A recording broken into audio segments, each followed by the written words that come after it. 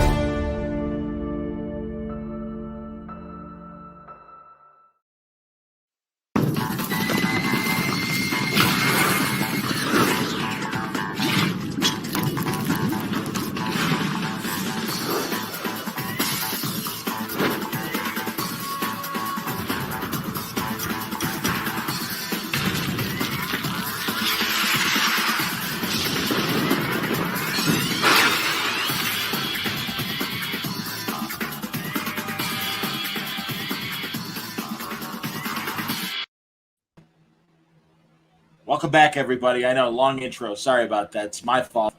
I had to go to the washroom. I apologize. It's, YouTube Verte, if you will. Absolutely. Real life intervenes. But good to see everybody. I'm glad we got a nice crowd. John Suntress here, Word Balloon Live.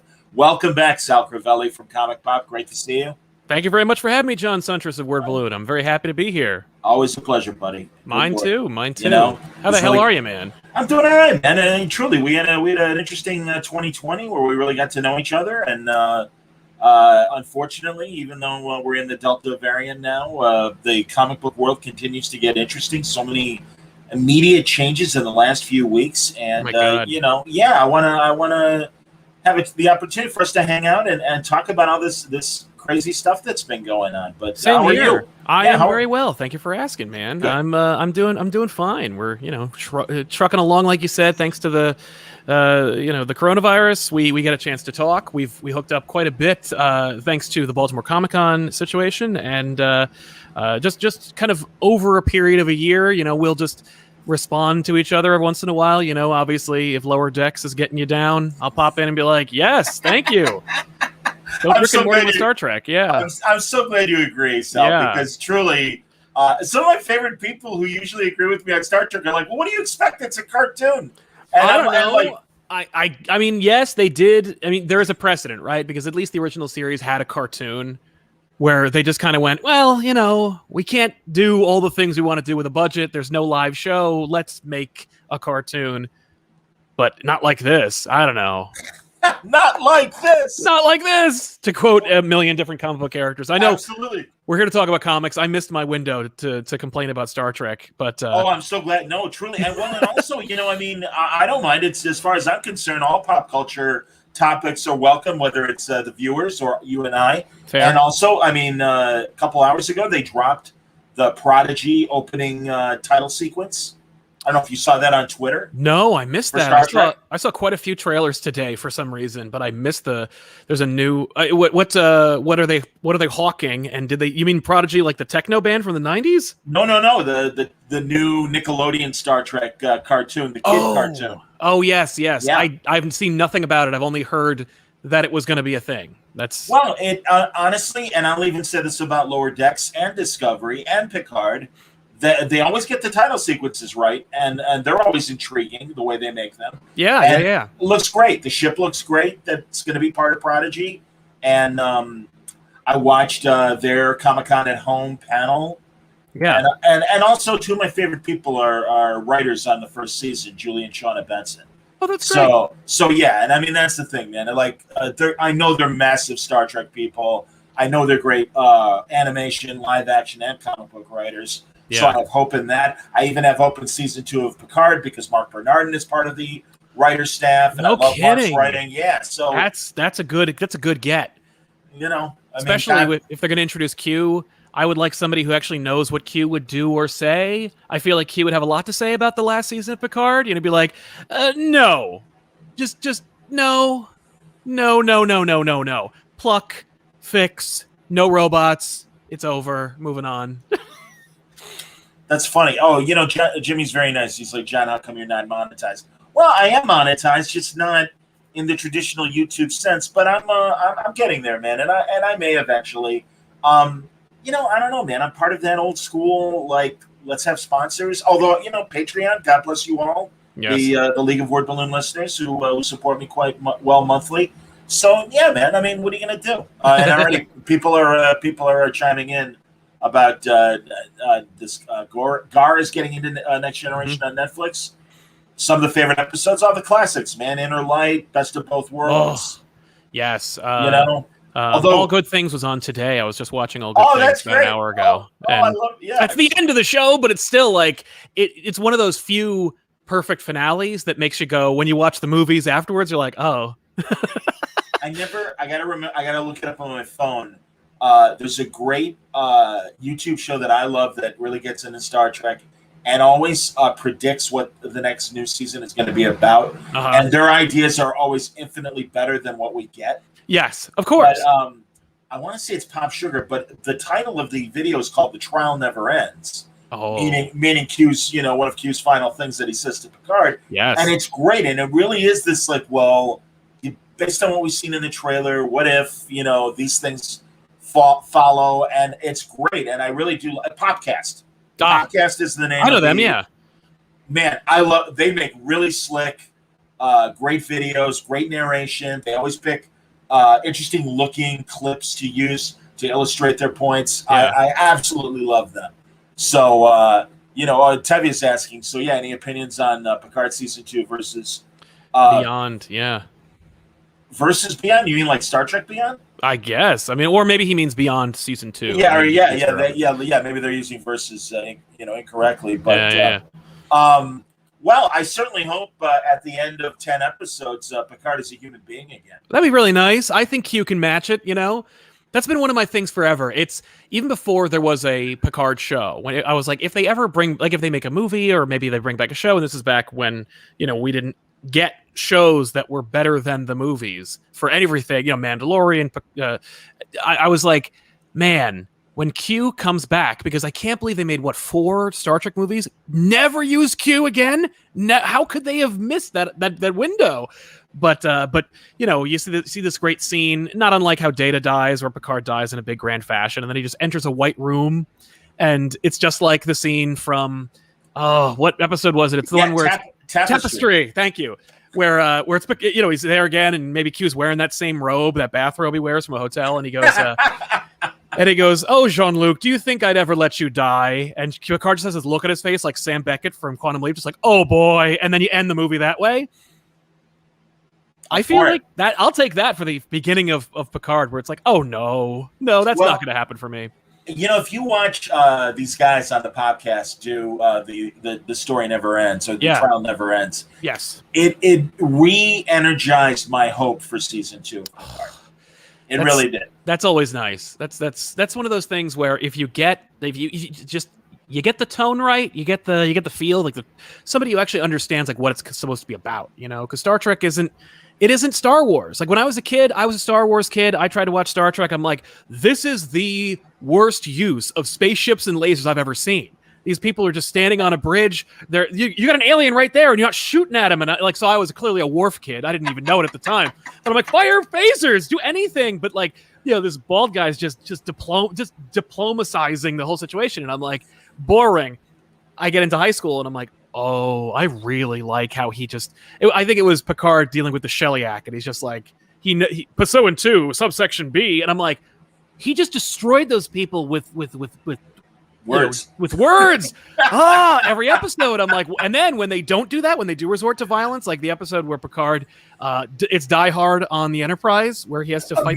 Starship Mine, amazing episode. Great episode. But I'm also like, I kind of feel like Picard would just destroy them by being like, well, look at you. You're clearly, your mother never hugged you. It just make them fall apart just without firing a single phaser. But yeah, but that's not what Star Trek is. Star Trek is not about like shooting lasers. That you get that too, but No, even Kirk at his most arrogant is. Yes. We killed, but we've decided not to kill today.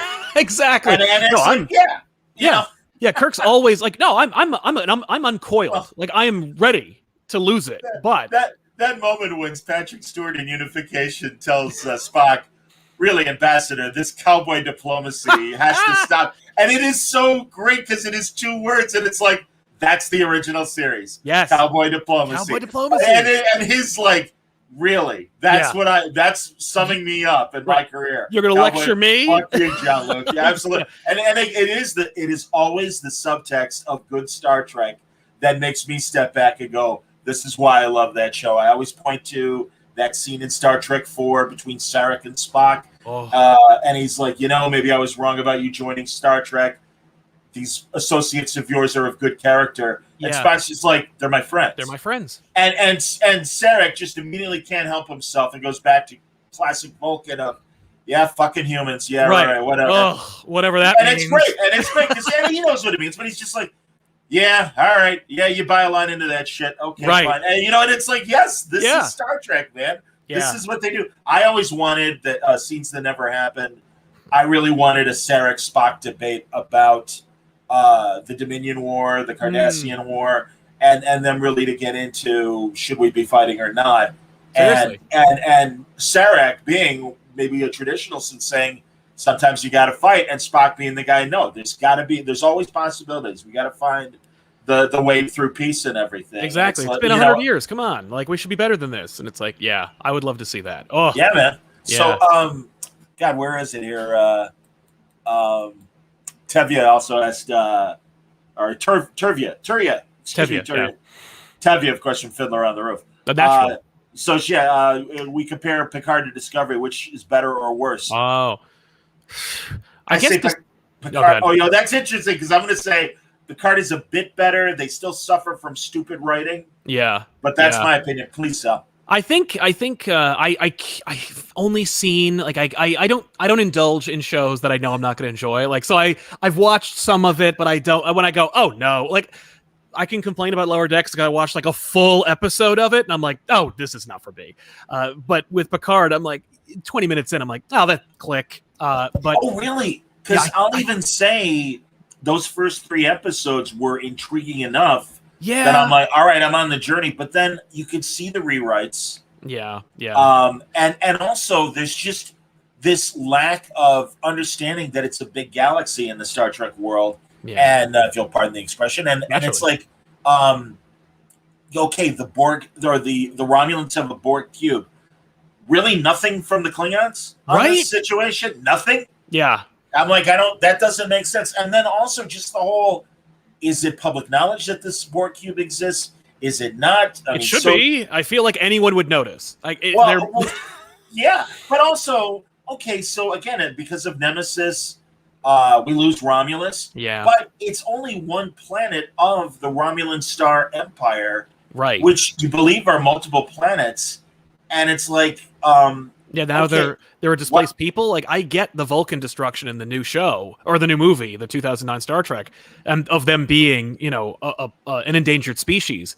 But no, the Romulans had an empire. I mean, by the time Vulcans destroyed in 09, the Vulcans should have enough Vulcans elsewhere, but you get the impression they're kind of insulated anyway. Like, the bulk of Vulcans are on Vulcan, whereas the Romulans, they have an empire. It's called an empire. There should be billions of these things. Well, and oh my God, we're leaving all these people on jerkwater planets and stuff, but all of a sudden Commodore O has this massive Romulan armada, and it's like, I thought they were devastated. Right, where the hell did this come from? Yeah.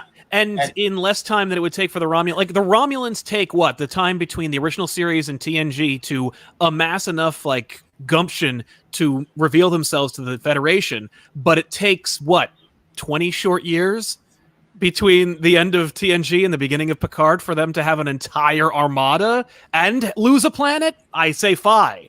My issue with Picard is just like it's too much of a like Discovery is sure. Like, I feel like Discovery it's an abomination in its own right, because it's just kind of like pew pew blam swords in Star Trek. Like, there's a, if you'll permit me a tangent, there's a moment in there was an old like Star Wars magazine. It was not Star Wars Insider. It was like one of the Wizard offshoots where they did like a Star Wars, or they did a Star Trek or sci-fi battle where they had Spock versus Vader, and Spock wins, and he picks up the lightsaber and says, "A sword in this day and age, how illogical." And it was a joke, but it's also one of those things that always stuck with me, where I'm like, swords don't belong in Star Trek. Like, the closest thing you get is batleths, and I permit the Klingons their indulgences. They shouldn't even exist. Like, you don't spend that much money on war and violence and expect to live more than like a few generations. But like you said, I mean, Klingons have got this like almost martial arts tradition of hand to hand. Exactly. And I mean, they're all about stalking and killing your prey one-on-one and all that shit. Yeah. So I accept it from the Klingons, but I hear what you're saying. And I really want to see that, because of course, one of my favorite fan films is Batman versus Darth Vader. Oh yeah. I mean, that was always great. Man, God, think about this. And I mean, we're 15 years beyond a lot of these fan films. That's true. But like that Grayson trailer of the movie that never happened. Yeah, I remember that. That was nuts. Yeah, there was a great. That was the Grayson trailer. I was literally thinking of that trailer, the one where. And there's also, I think the same guys made the World's Finest one, where it's Batman versus Superman. Maybe well, yes, you're right. Yes, it was. And then also Sandy Cholera did Batman Dead End. Yeah, Batman. And that was incredible. I mean, it was really cool. And it's interesting now.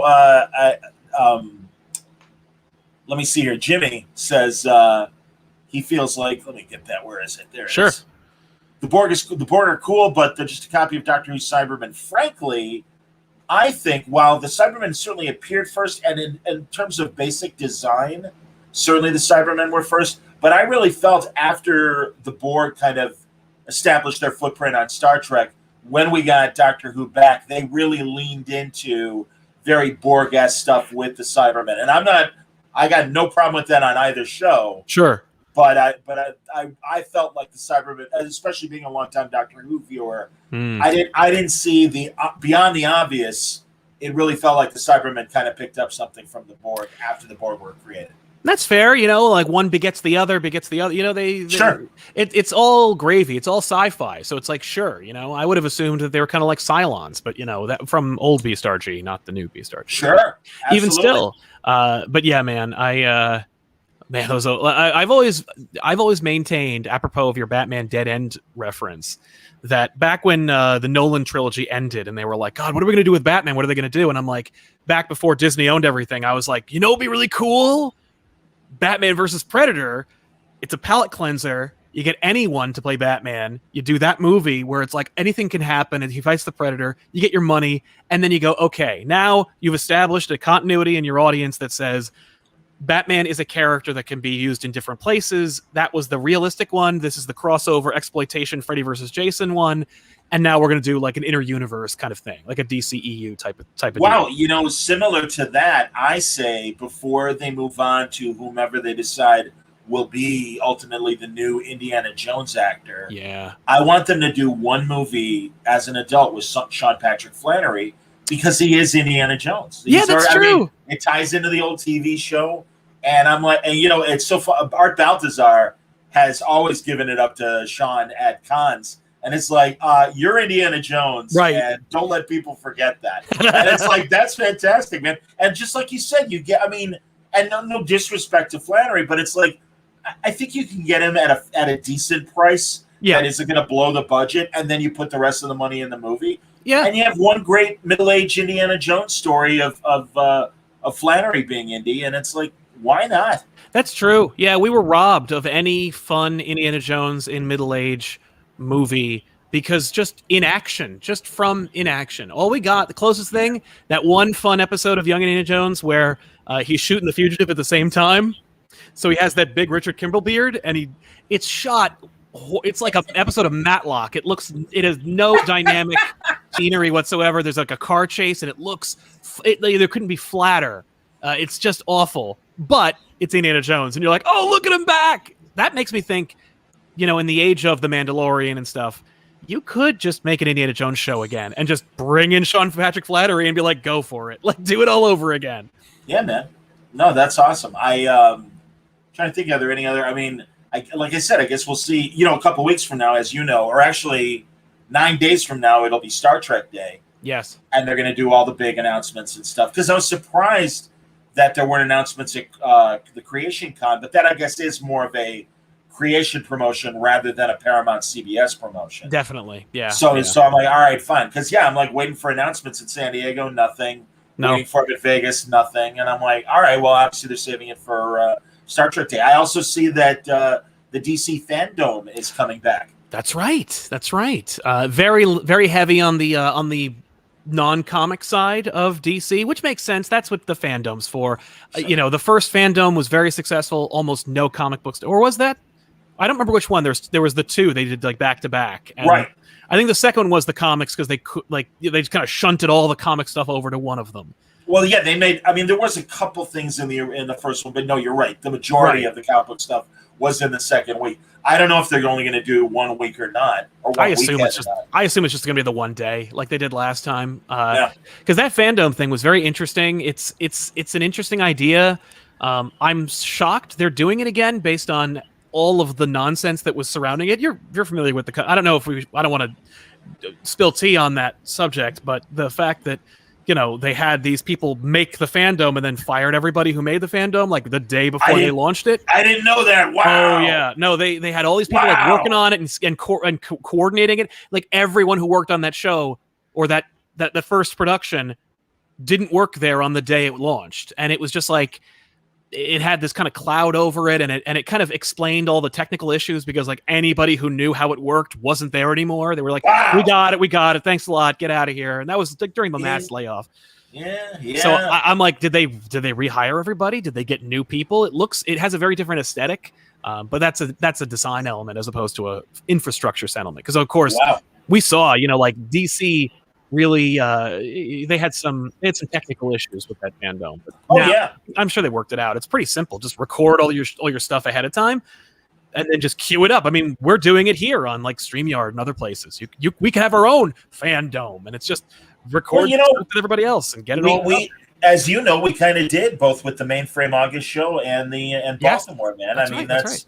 So truly, and really, I'm glad you were part of both, and Me too. I'm glad. It was a lot of fun. Now, before we leave Doctor Who, Jimmy had a question.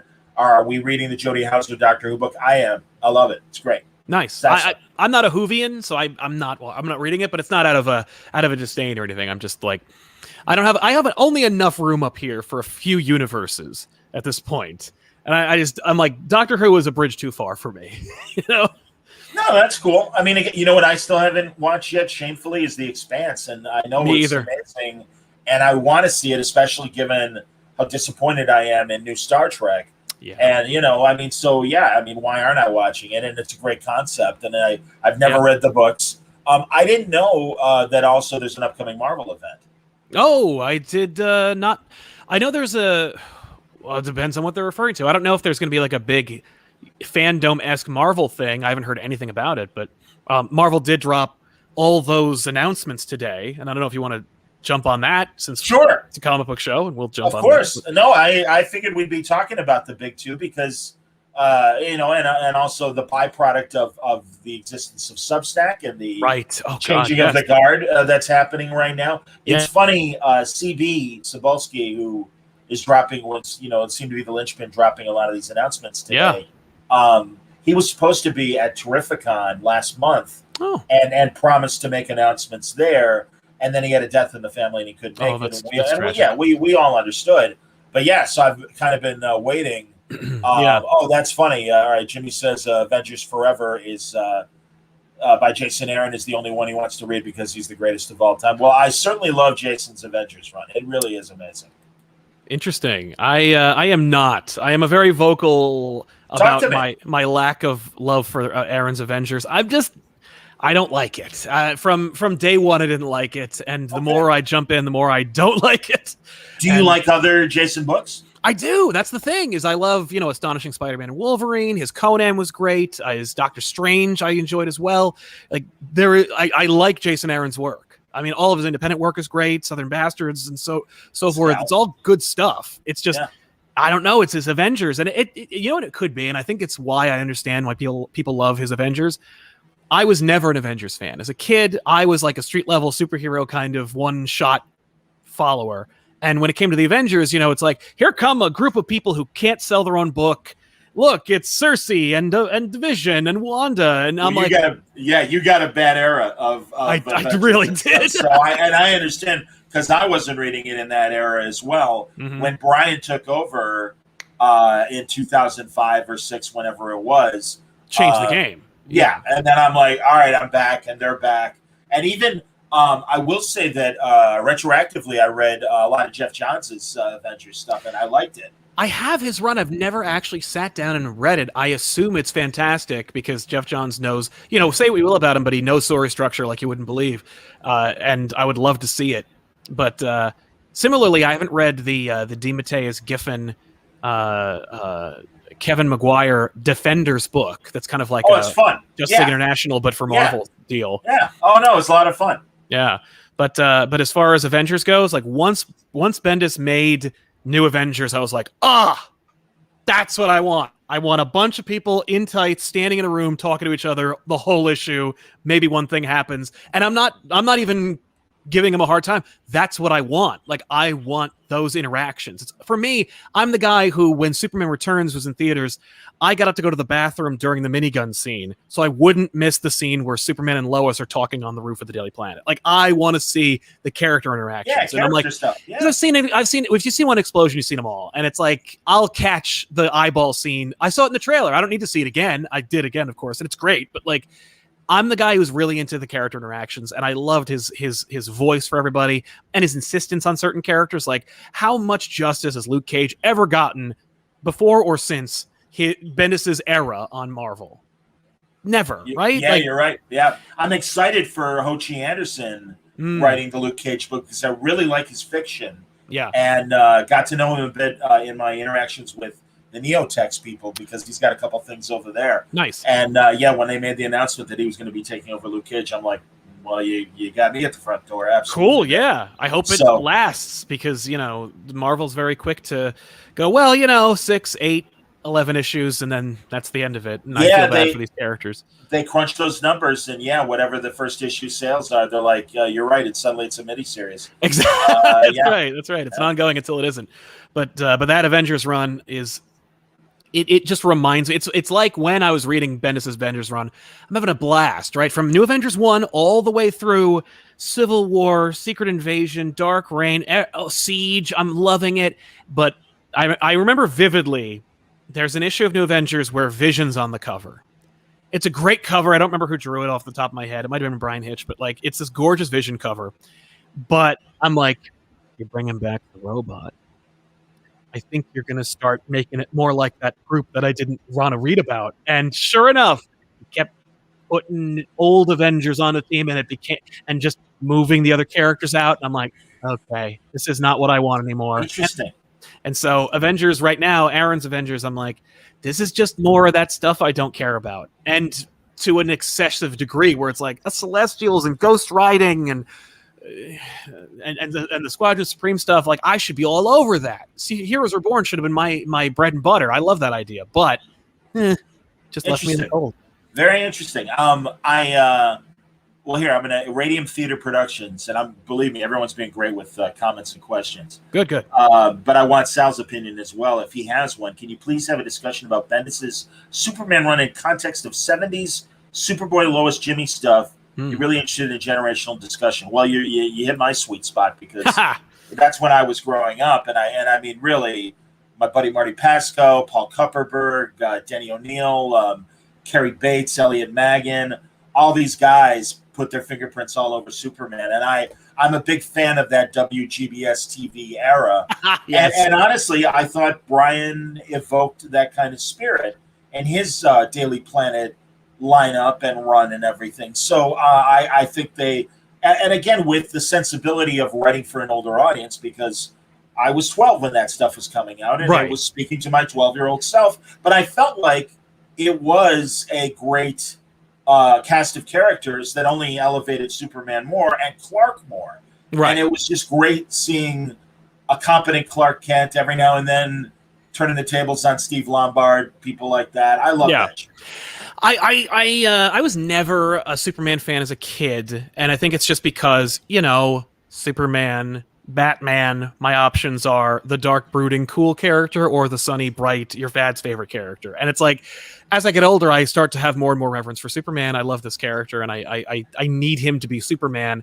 And I think that Bendis had O'Brien. Well, I don't want to speak familiarly to him. I've only met him twice. You know him as a person, but I feel like his approach to Clark as a character was very apropos. I think it really worked. I honestly do love his portrayal of Clark / Superman. My only issue, they're significant. I dropped the book because of a number of sweeping liberties that were taken regarding Raul Gulzar, the identity reveal, John's aging. These are big things. They're only 3 out of like dozens of issues of his run, but they were significant enough for me to drop off the book entirely and to wait for something else. And even now I'm like, well, Johnson's doing a good job, but it's just not my cup of tea. I'm still waiting for a Tomasi or a Morrison. And even then, like, Morrison's doing a nice job over on Superman and the Authority, but I love it. I love it too, but it's over there, and it's just it's this future, and it's I was really, really happy with the Tomasi Gleason stuff, and I feel like it ended prematurely, and No, you're not alone. A lot of people felt that way. Oh, I know. I'm not telling tales out of school here. I don't care who I piss off when I say Tomasi was robbed, but like people, but I shouldn't necessarily disrespect the fact that Brian clearly had a vision for Superman, and at the very core of it, he gets Clark. Like, he gets Clark and Superman, and he wants to portray them in the most complimentary light.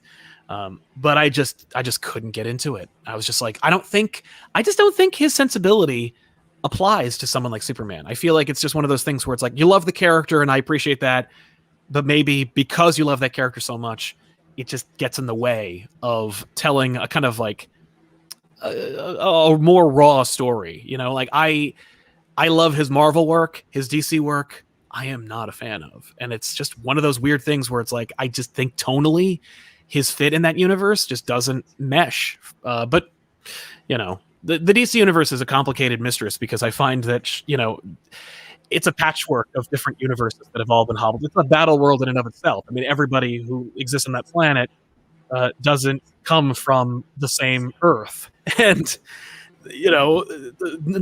there's a hegemony to the Marvel universe that is just not inherent in the DC universe, and as a result, DC is like it's kind of almost beautiful to see it work together on one plane of existence, Sure. where everybody's kind of like bumping elbows, and it's like you shouldn't even know each other, and yet you exist here in the same place. But there's something about Brian's voice that I just think suits better over at the over at Marvel. And it's just What do you think of what Josh Williamson is doing now with the current Infinite Frontier status quo? Because he's essentially the showrunner. Oh, definitely. Of the line. No, he absolutely is. The way that Scott was before him, right? Because Scott was not an editor, but there was no denying that he was dictating the line. And like Brian, actually, when at Marvel, he wasn't an editor of any kind, but like he wrote the core book, he wrote the big event, and each book tied into the next event. Like he dictated what happened at Marvel for like 5-10 years.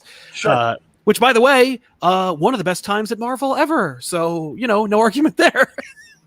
But with respect to Williamson, I love Williamson's writing, and I think that Josh does a nice job with the characters he loves. Infinite Frontier is a very interesting animal because I like it, but I feel like it is more like a handbook than it is a story.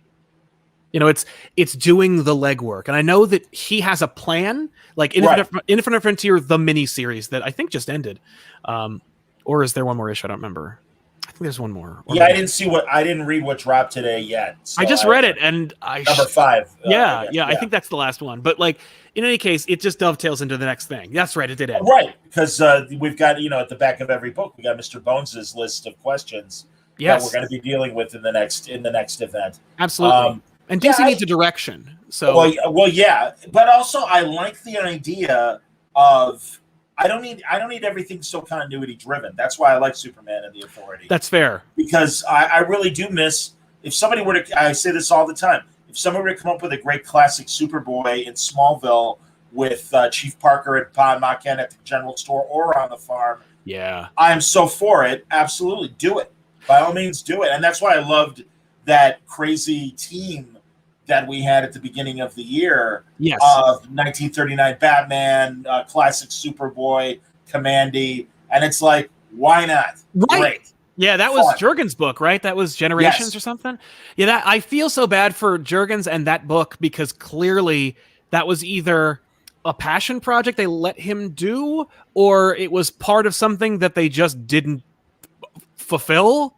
Because it has this kind of gravitas and it has this kind of direction, and it's like you could feel the irrelevancy. Like it's a cool book and it works, but it's it's not world building. It's just it's not part of the big story. Exactly. But again, I'm okay with that. That's true. That's funny. Simon Lemire says that he loved Batman Universe, one of the best Batman. Yeah, I liked it.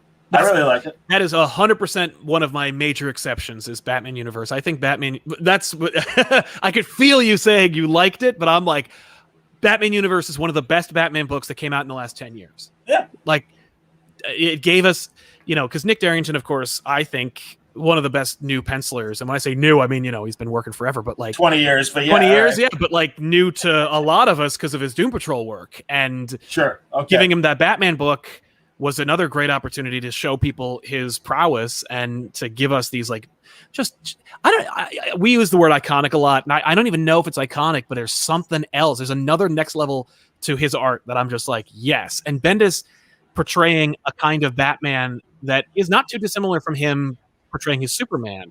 The difference being I was done with Tom's Batman. So when Brian gave us his Batman, I'm like, I'll take more. I'll take as much as you got. And it just hit me on every cylinder. That's one of those things where I'm like, you make sure that's in print every year because you're going to make new Batman fans. You're going to bring people into the DC universe with that because Brian has this like approach to Green Arrow, Green Lantern, and the rest of the Jonah Hex and the cavalcade of characters that appear in that book, Hawkman, that otherwise they would not either be aware of or not have any familiarity with. And it's like you get to have the fun of reading a Batman book while also being introduced to these characters, albeit tangentially. But it's just, I love that book so much. It works on every level. Coloring, writing, art. It's just everything works on that book. I'm with you. Yeah, no, definitely. Tevya is back and asks, Do you believe DC Comics is going to do a crisis to retcon Future State out of existence? I have no idea. Yeah, I don't think so. I really don't think so because of people like the next Batman, and I do too. I think it's an interesting. James laid out so many interesting ideas. I'm very happy for him. I know, and again, he's kicking ass on his independent books as well. Yeah, and Substack is coming at the right time for him because he's got a million ideas. Yeah, but I am going to miss him on DC because I think he's introduced a lot of interesting things. Totally. I think that based on where we're going with at least the World's Finest, we're seeing that. I kind of okay. So, and correct me if I'm wrong, or add to it if you disagree. I feel like, it was 5G, which turned into Future State, which was basically just books we had done that we put out so that we had things ready for the next thing that we needed to make. Kind of in a hurry, but thankfully we had Josh who had a direction to take the line. And, I think that made me more open to Future State because I'm like, well, because it's not the next big thing, because it's kind of this placeholder book or this idea, this initiative that is kind of just, oh, look at this. Like it's like when they did Secret Wars and they had all these books that had no future, but were just kind of an indulgence for 2015. You were able to just enjoy them without worrying about what their implication or ramifications were. But now we're seeing these remnants and pieces of Future State trickle into the main line. And it's like, no, Future State is not going away. And it's like, I agree. I don't think they're going to do anything. I don't think they're going to get rid of it. In fact, I think they're going to lean harder into Future State, which, take it or leave it, I guess. Understood. Real fast, a tangent about an indie book. Yeah. Sarah Ferris, I picked up the first 3 volumes in November from my local library because of your Fraction interviews. I think they're great. Thanks for that. My pleasure. I keep saying Elsa Chartier is like the next big thing waiting to happen. And it's just a matter of awareness and the right projects to bring more eyeballs to what she does. But yeah, I was only introduced to her because of Fraction, because of November. I think it's an exceptional series. It's a beautifully drawn book, and it's a great, nice, cool crime story that I think is unconventional in a lot of great ways. And obviously I love Matt. Someone asked earlier too about will I talk to Fraction about Adventure Man, and I believe so. And now why am I blanking? God damn it, the artist Terry Dodson. Yes. Terry reached out to me. Does want to do a new talk about the next volume of Adventure Man, and we're just seeing if Matt can join us or not. But no, cool. Adventure Man has my full attention because of Terry's beautiful art and because of Matt's beautiful story. So I'm okay with that. So what do we think? What do we think of what Tom Taylor's been doing lately at DC? He has had a tremendous renaissance, and I think it's only going to continue to snowball. His Nightwing is fantastic. His tenure on Deceased, which has been fantastic. His great story. Right, I loved it, and it's one of those things where I don't really care for zombie stories because I find that zombie movies are fun and I really enjoy them when I'm enjoying them, but I also feel like for me horror is fun or cool, or I like to get into it when A, I know the rules, and B, it isn't an indulgence in hopelessness. That makes sense. Yes. And Deceased could easily have been like a Marvel Zombies, where it's just reveling in crapulence, which I don't want to do. Because it's not Marvel Zombies is its own thing, and I think I like it and I appreciate it, but it's also like I don't want to be there all the time. Deceased is one of those things where there is an escape, or there is a solution, or your heroes are not reduced to monsters, and that's the fun of it. And that's one of those things where if it were anyone else, it wouldn't be what it is. And so that's like a testament to Tom Taylor's prowess. As much as I don't think that John Kent should be over the age of 10, I think his Superman is on point. His voice is good and his stories are tight. So I'm on board. So yeah, Taylor's just crushing it. I agree. And that Marvel Dark Ages book, which I know nothing about, I can't wait. I can't believe he got to do that, because I feel like he's going to be fun. That's so it's a really long form what if, and I love it And what little he's told me about it, I'm like, this is going to be amazing. Just from the art, I'm like, oh boy, I can't wait.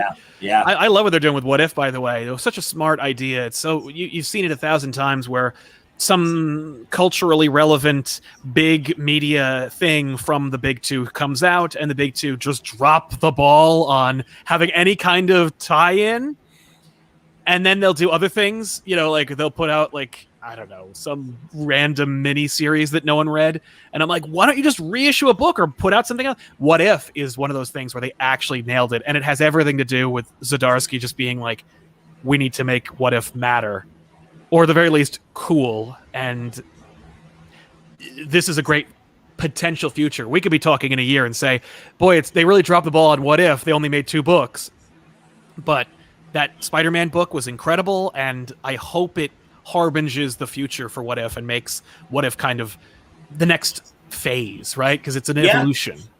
I also love the life story books that are happening, and totally Zdarsky, but also Mark Russell, what he's doing with the FF. Yeah, I mean, these are great stories. I've really enjoyed those of late. Totally, absolutely. No, they're great. Yeah. Yep. And then what about the announcements today? Because I really didn't dive into detail beyond titles. So let's do it. Tell me what you're excited about. Well, obviously, we're still on Zdarsky. We're opening with December's Devil's Reign, which is him and Cicchetto, who is another one of those artists that I'm sure has been working for 20 years, but I've only seen him because of Daredevil. And oh my God. Massive fan.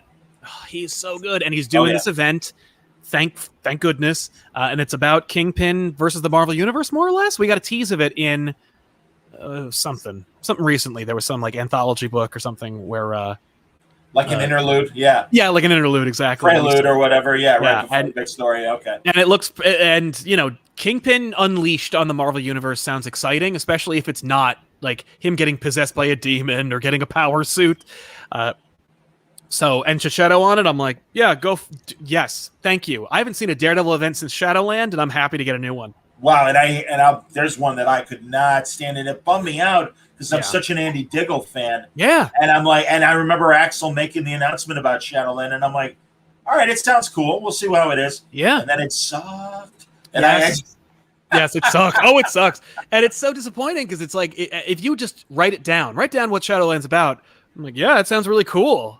Yeah, read it sometime. Yeah, it was a disappointment. So what do you know about, I've seen the title Timeless, but tell me about Timeless. Timeless, I think, is all about Kang. I think it's I think it's their Kang deal. Let me take a look, because I know that they did a breakdown of the tweets. Like Marvel released a tweet of the timeline, but also released a tweet of every single event and kind of give a little kind of breakdown of what it is.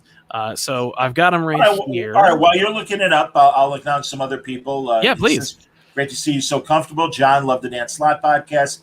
I know people love to crap on Dan. He's a great guy. I agree with you. Dan is one of my friends. And it's funny, we talk more off the air than we do on the air. Because he'll just, when he's like having writer's block and he knows my hours are crazy, and all of a sudden I'll look and I'll get a text at 3 a.m. You up?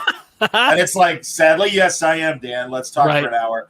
And we just start laughing and nerding about stuff mostly it's me complaining about Star Trek and Doctor Who. And him going, you don't know what you're talking about. It's great. And and I'm fine with that. I am so fine with that. Yeah. But yeah. So no, it's if Dan and I lived in the same city, I'm sure we'd be having coffee all the time. Totally. So, but yeah, it was great to talk to Dan, and I love what he's doing with the Fantastic Four.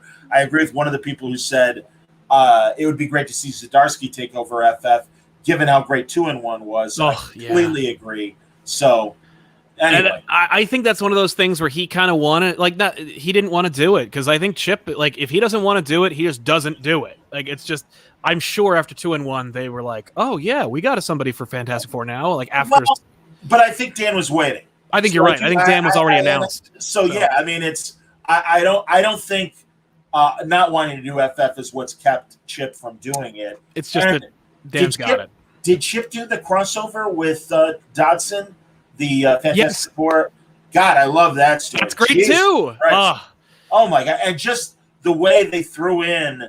I mean, you gotta love Hickman. You gotta love his charts and his his tables and everything he does. And it was just so great to see Reed so invested in this story, and then Professor X wiping Reed's memory, and it's like it's gone. Yeah, and it's we like, see wow, that progression. Yeah, really great, impactful way of using the Hickman table charts. Absolutely. All right, so the breakdown for Devil's whatever the hell it's called, Devil's Reign, is all hell breaks loose in the Marvel Universe as the Kingpin declares all-out war against the Marvel against Marvel's greatest heroes. Okay, so that's the byline for Devil's Reign. What about Timeless? Timeless is the future of the Marvel Universe is here. Jed MacKay, Kev Walker, Joe Bennett, Mark Bagley, and more. Kang sets the stage for the Marvel Universe in a story that will show the future is timeless. That's their whole breakdown of what it is. So I'm guessing it's a Jed MacKay-driven Kang event. It's probably going to dovetail out of the Kang miniseries, which I really enjoyed until my wife was like, this is just Rick and Morty. And I was like, oh, no, it is. That's awesome. If Morty were just a younger version of Rick, yeah, that's exactly what this is. Oh, my God. No, I get it. Kang plays a big part in the FF 60th anniversary issue as well. Yeah. And Dan was nice enough to send me a preview. Great story. Ooh. Great story. Great Kang story. And I'm especially coming off of Loki, the TV show. Oh, sure. It's very, man, I'll tell you, as you said earlier, sometimes the publishing side and the TV and film side are not in concert, and it's such a missed opportunity. Yeah. It's clear that all the boats are running in the right direction. And, as much as I was like, all right, does Feige need to be in charge of everything? I love Feige, and I love his ideas. Well, isn't he chief creative officer too? I don't apparently. That's interesting. I don't know, because I assume that's still Joe's job. No, I think Joe went to some other management. He became. Yeah, I know that Joe Quesada was chief creative officer, but I think he relinquished it for another title. And Feige is he has some particular and previously held by a comic person managerial role over the comic arm, though I haven't seen him ever talk about it or take a selfie in the office at New York. Like, there's been no talk about it. It's just very interesting. Well, and just in passing conversations, and of course, everyone's going to be, hey, everything's great. Oh, but sure. But in my conversations with my Marvel friends and everything, they're all like, no, everything's fine, and CB's happy, and everybody's happy in terms of we're all going in this one direction. So that's great. And even and I said this in my interview with Dan when we had Kang and it's Kang and Ramat Tut, and it's Immortus, and it's it's everybody that Kang's ever been, except for Iron Lad. Iron Lad is not in the story. He wasn't in the trailer, or he wasn't in the miniseries either. Yeah. Interesting.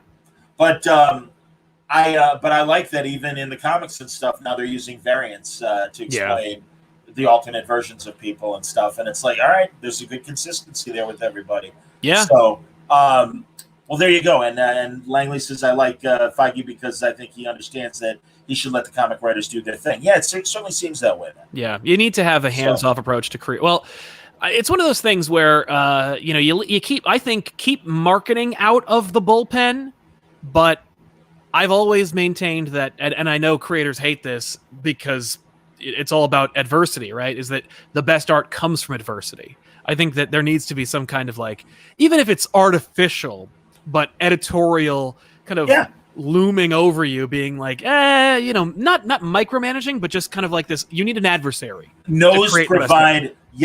Saying no provides more creativity to the line, because then you got to figure something out that they will say yes to. Yeah. Unless you're writing new Star Trek, because my belief is, especially with Lower Decks, I think we're getting the third version of the joke after somebody upstairs has said, no, you can't do that. You can't do that. Right. Given how raw Rick and Morty is. Yeah. Yeah. And that's the thing. I believe that Mike McMahon is a genuine Star Trek fan. Yeah. He knows too much about it for otherwise. But it's just, there's that spontaneity that came from Rick and Morty, and also willing to get, frankly, dirty. Yeah. That as much as they say Lower Decks is an adult cartoon, it's like, it's a PG-13 cartoon. Very much, yeah. No, I don't think that Rick and Morty belongs in Star Trek. Like, I don't think Star Trek and Rick and Morty like really blend that well, because it's like Rick and Morty is at the core of the show kind of like this subversive take on broken people, which is just like why I like Venture Brothers or any other show that's kind of just this is fun, look at all the wacky superheroes, but really it's about these damaged, broken people and how they try to survive, how do they keep themselves from committing suicide, and it's like, right on. But I don't think Star Trek is that. Like, I think that there's it's one of those things where get the best writers of Superman to write Star Trek, because you need an eternal optimist to write Star Trek. Yes. Well, that's why I don't like Mariner, the lead character. No. Ooh, she's a badass. It's like, no, she's a jerk. Right. She doesn't want to. I mean, and I've said this, and again, this is an old reference, but people my age and older got it right away. I'm like, she's Sergeant Bilko.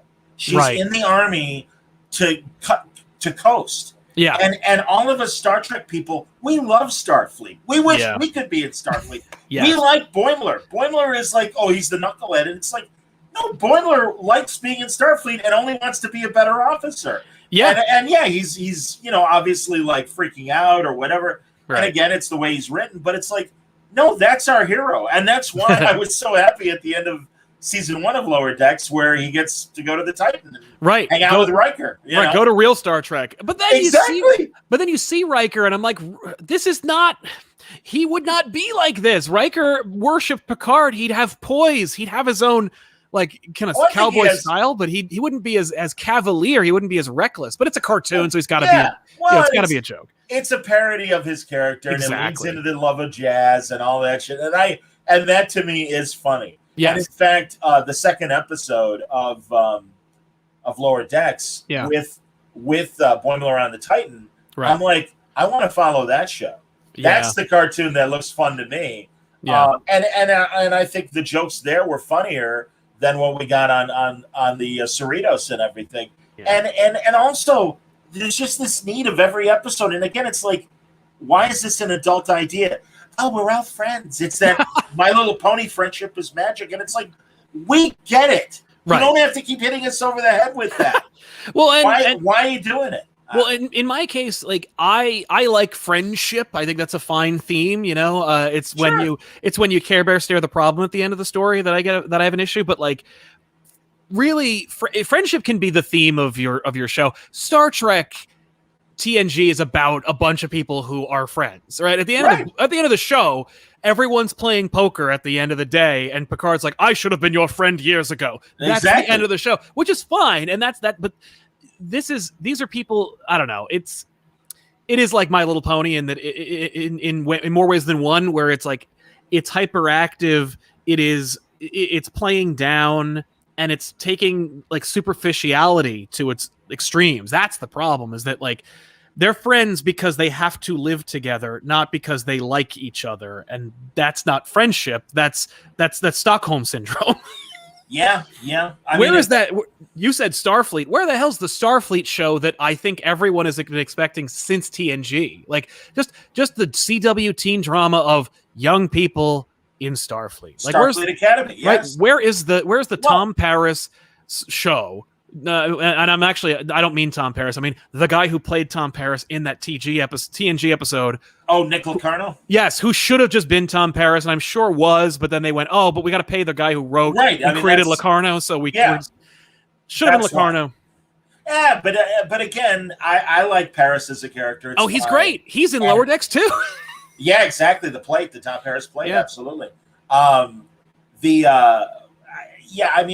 thought as Deep Space Nine ended, with O'Brien going back to teach at the Academy, that it's like, wow, there's a TV show just waiting to happen. Totally. 20 years later, we're still waiting. I saw an interview with him not too long ago where he said something like, "I never want to go near Star Trek ever again." So I don't think we're really. He was just like he hated the lines. He said he had because every line he ever had was usually technical. And wow, he was like, "I'm done." So good. He is great. I know. God. And it's I think the fact that he was on 2 different Star Trek shows betrays his Maybe that's enough. No, I see. I think it's like, you're saying that, but like that's just your negotiation tactic in case they want to do an O'Brien episode of Picard or something. Well, or you get these stories that they approached Michael Dorn to come back and be an ancestor of Worf's. Yeah. but it was like, yeah, the pay sucked. No thanks. And it's like, it is so weird because they spend so much money on design. Right. And it's one of the most expensive shows when it comes to that. But then when it comes to the actors, they go cheap. And and no disrespect to the regular cast, of course, or anyone else who happens to make it on the show. Yeah. But there's just again, they spend like drunken sailors on design. And yeah, then they cut corners in writing and acting. Frankly. Well, that betrays an essential misunderstanding of what Star Trek is. And I'm speaking from a person who I barely consider myself a Trek fan because I only like TNG and the original series movies. Like I am so wow. I'm just one of those people who's like, I saw Deep Space Nine. I'm like, too miserable. Enterprise. I hate that theme. Voyager. Who's got time? Which is, my wife loves Voyager. She watched it when it was on. She's like, oh man, Voyager, this is dope. I love the fact that both in the cases of Deep Space Nine and Voyager, people are giving it a second look at both shows and going, it's better than we initially said. Oh, totally. My feeling on Voyager was a third of the episodes were incredible and really interesting, fresh sci-fi ideas. Yes. There was a third of, all right, we're just paddling water this week, and should you be a little more concerned about getting home?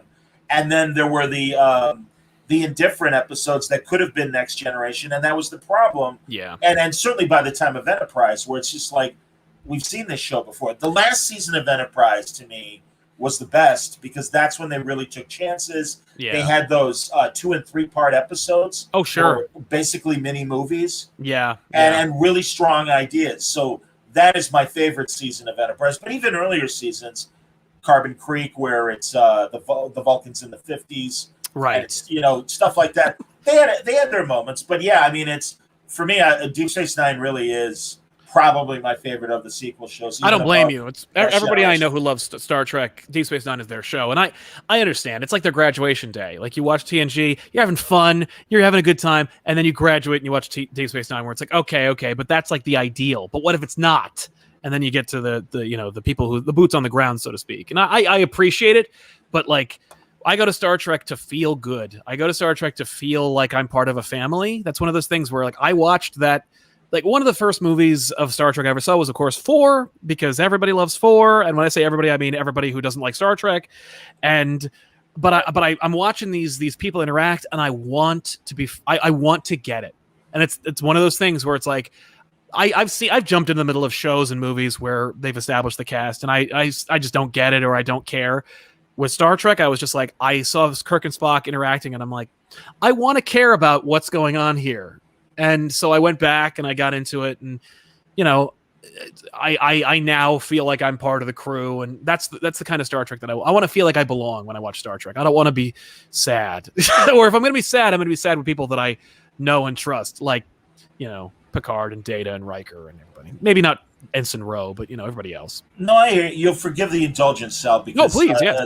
Someone's asking a question about me. Oh, yes. In terms of how did I become in his words, the go-to interviewer. You are, yeah. Well, that's a very nice compliment. Honestly, it's basic. And truly, as Fresh News says, Sal has big names as well. I don't know what the keep high holder is of YouTube comics channels, but right. I mean, hey, man, obviously, Sal's audience is multiple sizes bigger than my little video audience, but I have been around on the audio side.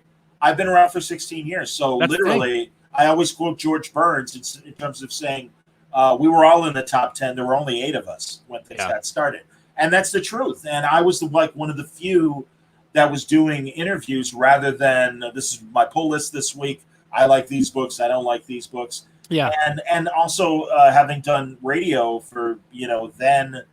I'm trying to do the math, 15 years. Yeah. I had kind of developed an interview style that I'm comfortable with, that I'm not nervous looking at my notes as a lot of beginners are. I was, yeah, absolutely. Sure, man. No, we all are. I mean, so that's kind of why. And I mean, I get lovely comments on my videos like, man, it sucks that you only got a couple hundred people watching this. Yeah. And I'm like, but I've got several thousand people listening to it. Exactly. So I'm like, we're doing fine. We're doing great. doing great. And that's the thing. It's like, you recognize the strength of one versus the other. It doesn't get you down if like one isn't as performative as the other.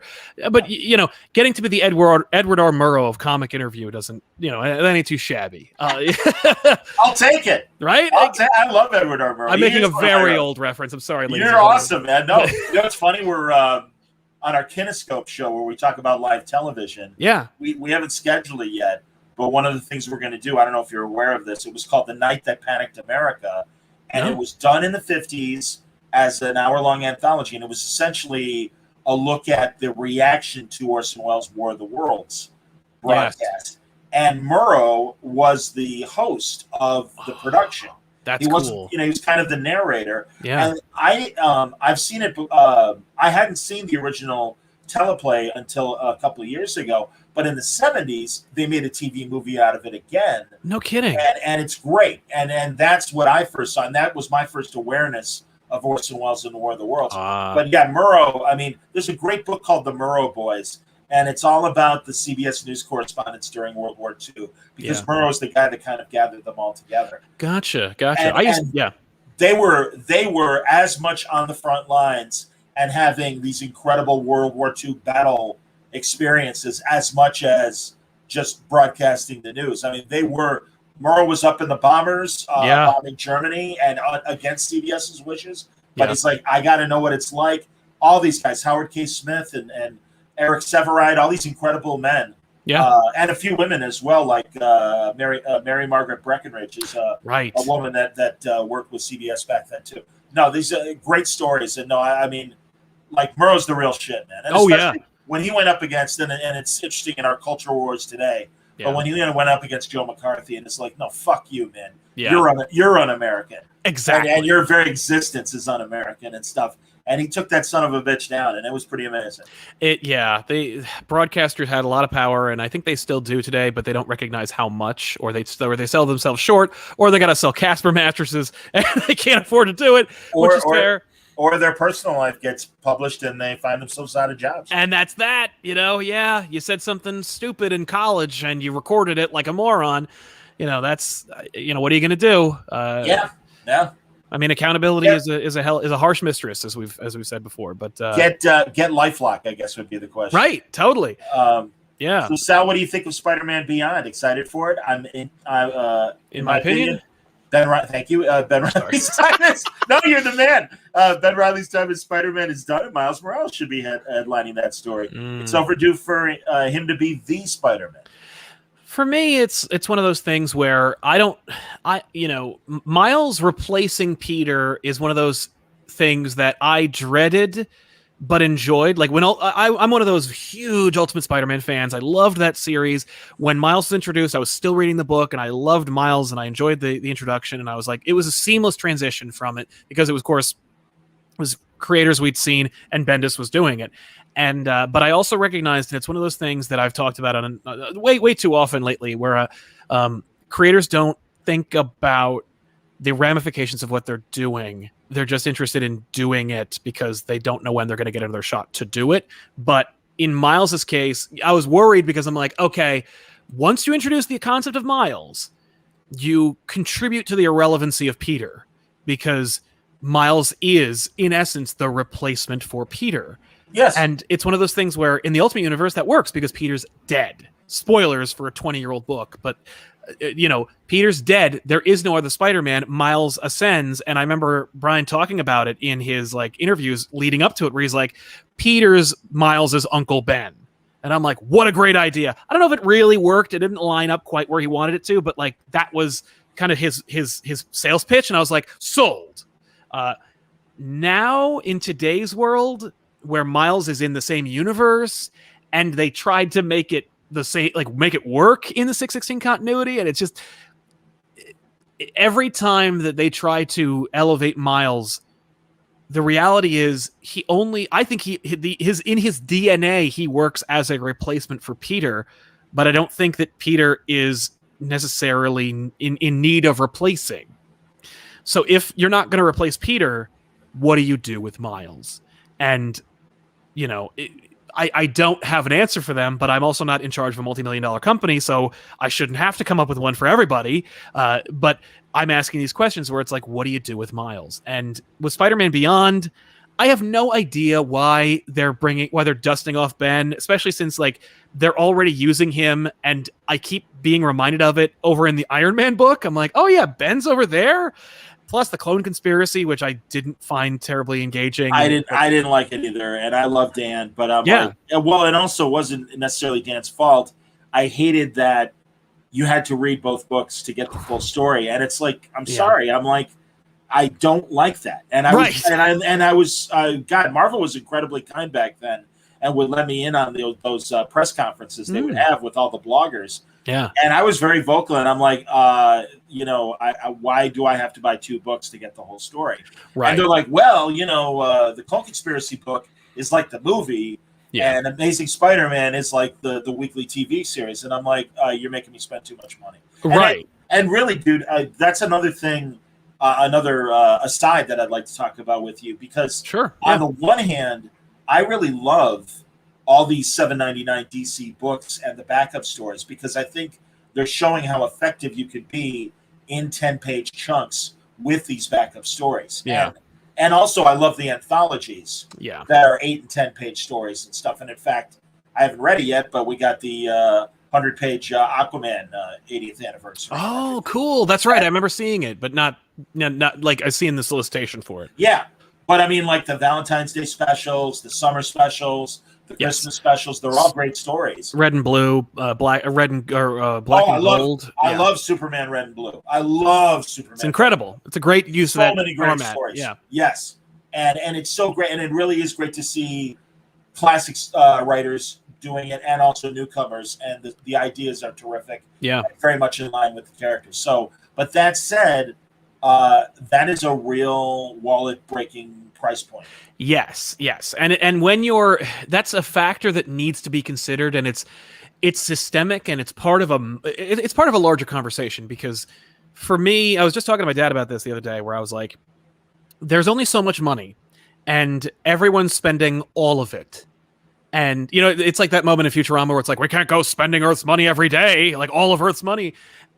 They're spending all of Earth's money every day. We're like, and for things I'm not asking for, right? So it's like, Netflix exists. It's this thing. I'm sorry, I can already feel myself going off on a 20-minute thing. And I like call it Sal. Tangents are welcome. Right. It's you and me hanging out. Like, all right. We'll tie it back in. I promise. All right. Don't worry. But go for it. Netflix is this thing. It only exists because the studios don't regard it, and so they made a fair contract with Netflix to show all their stuff. The audience, which is to say us, the general public, accepted Netflix because we got everything at a low cost. That's where things are going.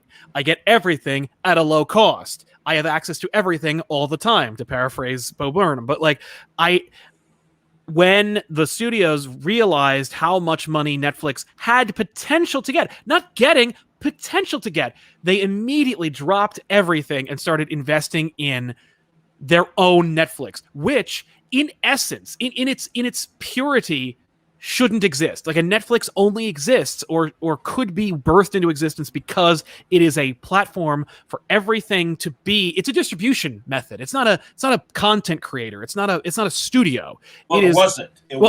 I feel like it still isn't. They think they are, and they're spending trillions of dollars hand over foot to be one, but that's not what they are. Like, you're not it's like a distribution house then being like, well, they don't make the product anymore, so I guess we'll make the product and distribute it. And it's like, that's not how that works. You have no idea how to do that.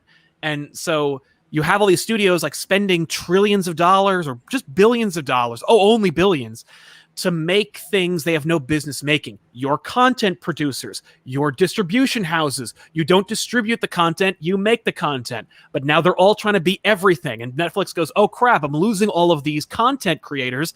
We need to become a content creator ourselves, like you said, which it makes sense because you were the number one, and now you have the potential to be zero, to be nothing, because your product is all being farmed out to themselves. And if they do that, I'm not going to spend Netflix prices on 12 different systems. The world didn't ask for that. And they're spending all this money to do it. Look at how Disney was like, oh well, we'll buy Fox and we'll buy this and that and the other thing. People are speculating, myself included, back before the pandemic, that it's like, if Disney just wants Spider-Man back, just buy Sony. And it's like, they could have, but they may still do it. I'm sure they could, and I can imagine them just doing what they do with video game companies, whereas buy the video game company, fire everyone in it, gut it, and then just dissolve it. But like, Disney got hit like everybody during the pandemic, had to close their bi-coastal theme parks that made like $25 million a day for a year, and that hurt. And it's like it was this perfect storm that betrayed the true like lesson of all of this, which is you shouldn't be spending this much money. People don't have this much money, and these companies just don't have the kind of money that they're spending. They're spending it on things so that they can make more money, but you're spending the money that you think you're going to earn, and you're not going to, because America/the world is not going to accept it. We're not going to get 10 streaming services. I'm not going to spend $9 a month to get everything I need to watch. There's not enough hours in the day, there's not enough money in my pocket, and there's not enough decent ass content, and there's no way to suss it all out. And then you got the comic book industry that's trying to compete with it went from, comics have to compete with video games, damn it, or TV, oh geez. Now it's comic books have to compete with literally everything ever that existed. They have to compete with people talking about comics. They compete with comic book TV shows and comic book movies and comic book, cartoons and shows that they'd never know existed that came out 35 years ago that have like 6 seasons. Like there's nonstop competition, and they have no idea that like you're asking your audience to spend upwards of $50 a month to read 15 minutes of content per book. And why would I do that when I'm already spending $100 a month to watch everything? And don't have time to watch everything. And I don't have time for it. Well, and I don't have room for it because I'm poor and I can't spend it on like my food or my rent. So I live in a small place, so I have no space for my comics. So I got to go digital, and even digital isn't working because you look at the numbers and it's like physical still outsells digital, which I don't even understand. But it's like no company that is working to make money is considering the fact that you don't need to spend that much money, and you can't ask your audience to make up the difference. And that's my kind of headline for it. It's like, I'm not going to be left holding the bag for your terrible financial decisions to make something I didn't ask for. Like, I hear you, man. No, but I would say, I loved Sal. I disagree with some of it, but I loved every moment of it because that's all from the heart as a consumer, as a nerd consumer. Right. And these are the decisions that we all have to face and decide whether we want it or not. Exactly. I will say that in the case of Netflix, as someone pointed out, Orange is the New Black. Right. Don't forget Lillehammer, which was the first Netflix created television show several years, and it was Steve Van Zandt. It was about a mob guy, very consistent to his character in The Sopranos, having to relocate, and chooses the town of Lillehammer where they had the Olympics. That sounds familiar. I do remember that. Yeah, that was the first Netflix show. I agree that Netflix started as a distributor, but obviously did discover, as you point out, that once everyone started pulling back their content, they have to make their own stuff. I do think they've been successful. I think there have been very good Netflix shows. Yeah, absolutely. No argument there. Yeah. But I hear what you're saying, too, that no, everybody can't afford 10 streaming networks a month, and I understand that. I mean, I continue to say Amazon is the greatest deal in the world. Oh, yeah, because you get music, TV, free shipping, and they can only afford it because they have trillions of dollars. But the other thing is, apropos of that whole thing, is that this is an arms race at the end of the day. It's not they're not spending billions of dollars a year because that's how much it costs to do it. They're doing that because they know they're going to run out, and they're just spending until they're the last one. I don't think so. I think it's very much like cable, frankly. And also, the other thing I would say about the big studios is, if you look at those credits at the beginning of a film, sure, it's an MGM film, but it was made by Studio Canal, Miramax was the undercompany, and Black Hat Productions was the undercompany of that. Yep.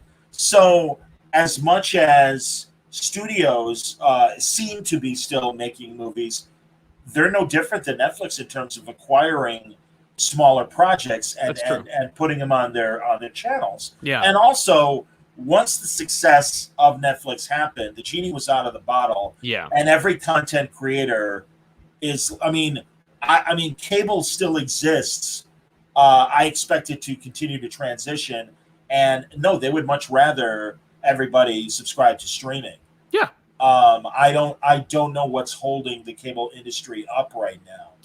I think it's just the fact that they are linked in with an essential service. Like, cable should be dead, but the fact that all cable providers also provide your internet is the only thing that's keeping you afloat, because you can't just buy the internet. Like, you can't just say you can, but it's not that cheap. You can, but it's not cost effective. Like, it's never just like, oh, well, back when they used to do like phone, TV, internet, and it's like, we'll give you a great bundle deal. After the phone went the way of the dinosaur, it was like, okay, TV and internet. And the telecom company is like, I can't give you one. I cut a third. I'm not cutting another third. It's you get both or you get none. Like, which of course is frustrating as all hell, because that's the future. And it's that thing where it's like, don't stand in the way of progress in the future. And I do believe that they're outspending to be the last one. I think that at the end of the day, it's not sustainable to produce content. But there never will be a last one, because Universal will hold on to its Peacock stuff until they run out of money. Well, but you see, I think they will. I don't know, man. I don't know, because again, I mean, there are the fledgling streamers right now, like Paramount Plus. Yeah. I mean, but HBO Max has found a successful formula. Disney Plus has found a successful formula. Yeah, Amazon, Prime and Netflix. But Disney had to spend however many billions of dollars to buy Fox, and the only reason they did it was so they would have a catalog to fold into Disney Plus to make themselves essential. Like, I think they just didn't believe that there was enough in their catalog to warrant the kind of numbers they needed to make Disney Plus happen. Oh, that's interesting, because actually I would say even prior to Fox, having Marvel, having the Disney Kids catalog is enough for parents to buy Disney. I think you're right, but I think they didn't. I don't think they agreed with us. I think they were like, nah, we better just secure it, make sure we got it all. And it's because we think of it in terms of like, they got X-Men, but in reality, it's like, no, they got like sports and other elements of Fox's infrastructure. To be honest, I think sports, and especially coming from my years in sports, right, is going to be the troublesome package to. Totally. I mean, that, because they just eat money every year, fucking year. Yeah, totally. And it's like, you want your football? Fine. It's going to cost you $1 billion. So right. For the license. And that's not going anywhere. Like, that's one of those things where that's a rock. Like, sports, particularly football in America, that's not going anywhere. So that you could get some leeway with that. That's interesting. But yeah. No. I mean, it's and as King Sportcal says, right. People keep cable for sports. You're 100. That's why I keep it. You're 100% right, man. Yeah. So it's very weird. Dante says Disney will never run out of money. Too many Disneyana fans that will consistently buy their original animated property, merch, and assorted things. Plus, between the ownership of ESPN, ABC, and other things, they are good for a long time. Sure. Well, they should be, but if you look at how they were performing during the pandemic, they went from being in the black to either I think they were in the red, but yeah. Well, like you said, the Disney cruises in the parks that print money. Yeah. We're closed. Yeah. And I mean, it's why they opened when they shouldn't have. Because if a company that is fine doesn't just make a desperate move like that because they can. They do it because they have no other choice. And it's like, that's it's one of those things where it's like the inevitability of the future. Like, I don't know if cruises are going to be a thing in 25 years. I don't know if, parks are a thing and they make, as I said, like anywhere between 20 and $30 million a day. But that's also they're an exception to the rule, because I mean, you look at competing parks and it's like apples and oranges in terms of profit.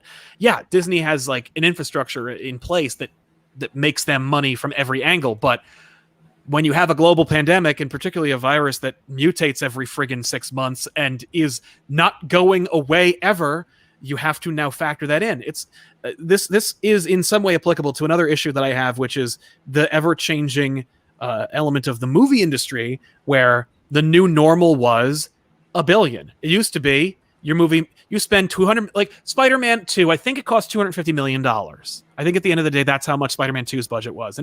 And they made Spider-Man 3 for more. It did well enough, but it didn't make $1 billion. It didn't even come close to $1 billion. You are so right, Sal, because honestly, when DC was having their misfires because Man of Steel only made $700 million. Right. That's a success. Well, I don't know what the actual budget was. Right.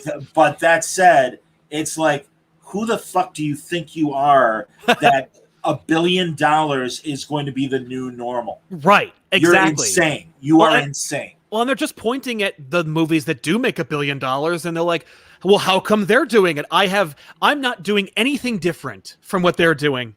But the answer is yes, you are. Oh, yeah, you totally are. Like, systemically, you are. But it's just, that's the thing, is that they think that the new normal is $1 billion, and it caused them to completely screw up everything they were doing. And then the pandemic comes, and now the new normal became, like, oh, this movie made $120 million. Like, that's really nice. And it's like, you would have called that a complete unmitigated failure 3 or 4 months ago. Now suddenly it's a success because it actually broke even. Give me a break. Like, how about we start getting real about our budgets? Like, Black Widow should not have cost more than $60 million. The Matrix cost $66 million or something like that. And that was the first one, and it's hailed as a classic. Now, I know that movie came out 30 years ago, but the numbers aren't too dissimilar. Yeah. There you go. But like, you're right. It's one of those things where it's like, why? Like, what? And I know why. It's because you think you're going to make $1 billion, so you can overspend, but then you're shooting yourself in the foot because you're setting yourself up for failure, and you're learning the wrong lessons, because they're like, oh, this movie didn't make $1 billion, and I'm not going to look at like my terrible decisions. I'll look at everything around it. Women can't sell movies.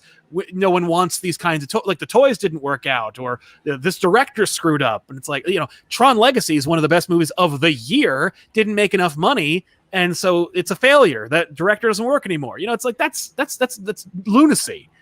I'm so with you, man. So I am so I absolutely truly, when I have people that are now good friends that are in the TV and film business. Yeah. My first question is, what happened to the mid-sized budget film? Those are dead. Like, it's just dead. They for whatever reasons, they believe they're not economically feasible. Right. The one company that does is Netflix. Yeah. Yeah, you're right. Because Netflix is still making these teen 2-hour movies and other genres, right, beyond tentpole movies, and I think to good effect. And again, they're still quality movies. My lab rat for that whole transition has always been Two Guns, because it was Denzel and it was Mark Wahlberg.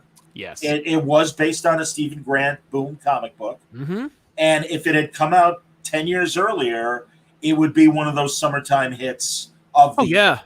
And it didn't find its audience until it went to cable and until it went to DVD.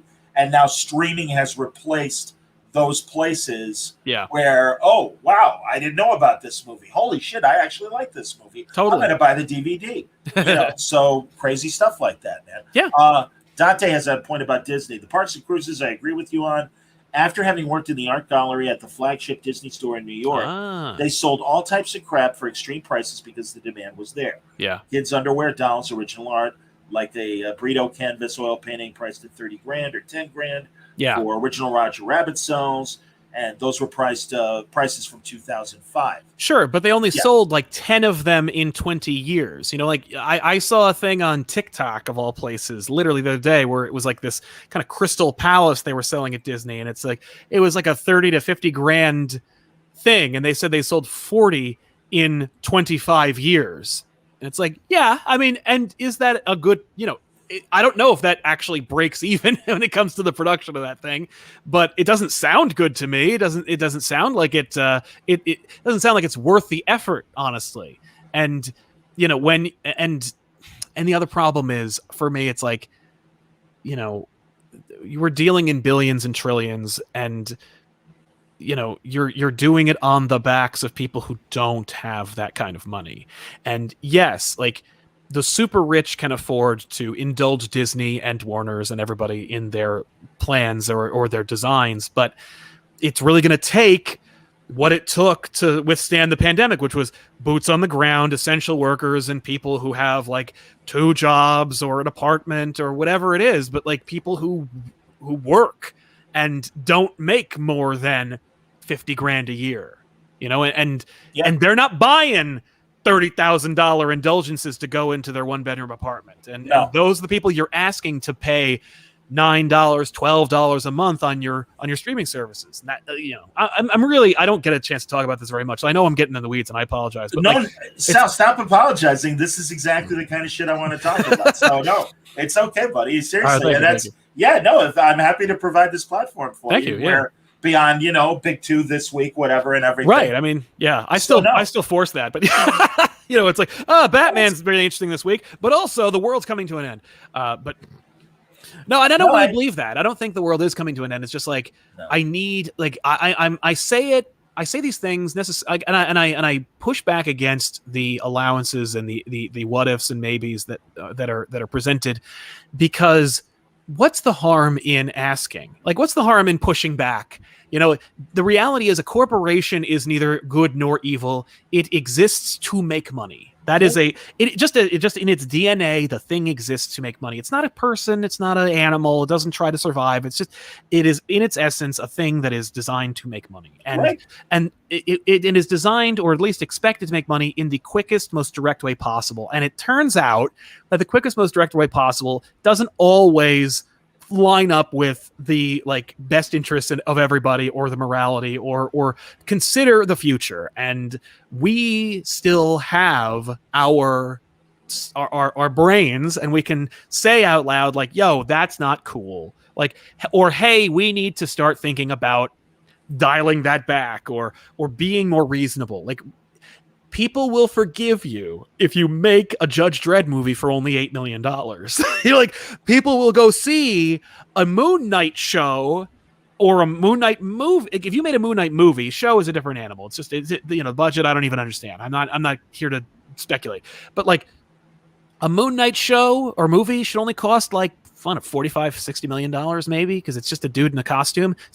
Even less if you make it the Mr. Knight era, But that if they made a Moon Knight movie, it's going to cost $150 to $250 million. And it's like, why? Why? Like, you're only setting yourself up for more for. Yeah. You would have thought that the lesson of Deadpool would have resonated with them more, because that's a movie that was made for under $70 million. Right. Like, and Deadpool $700 million. It's like, right. And Deadpool 2 should have been the same budget. And it needs to come out during a time when studios dump their garbage. Like, you don't put out a Deadpool 2 movie in May. You put it out in January, February. James Cameron learned that they didn't put out summer blockbusters at Christmas, but everybody goes to the movies at Christmas. So he starts putting out Titanic at Christmas. That became a new opportunity for Disney to make $2 billion a year. A Star Wars movie at Christmas and a Marvel movie in May. It's a brilliant strategy. And if they also wanted to own Fox, it'd be like a Deadpool movie on Valentine's Day, a Marvel movie in May, and a Star Wars movie at Christmas. You make $3 billion.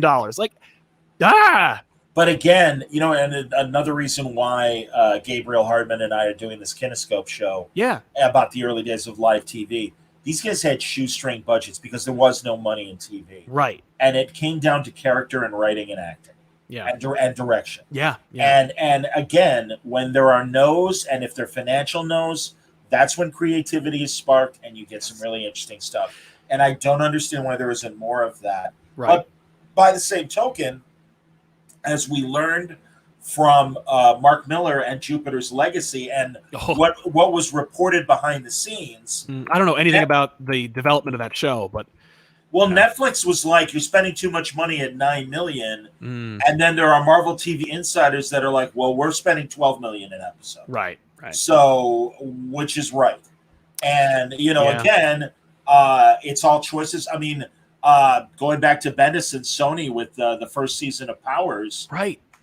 It was an ugly show, and it didn't fit the comic because it was always in the sunlight, and it was in Atlanta, and it was like, this isn't the dark alley street level show. Right. And they fixed it in the second season, but then, Sony got out of the making live action content business. Yeah. And that's fine. I mean, that was their choice, and you can't blame them and everything. True. But yeah, I mean, well, here, let's pull it back to comics because along the same lines, here comes Substack, and somebody wanted to know what we think of, will Substack work or not?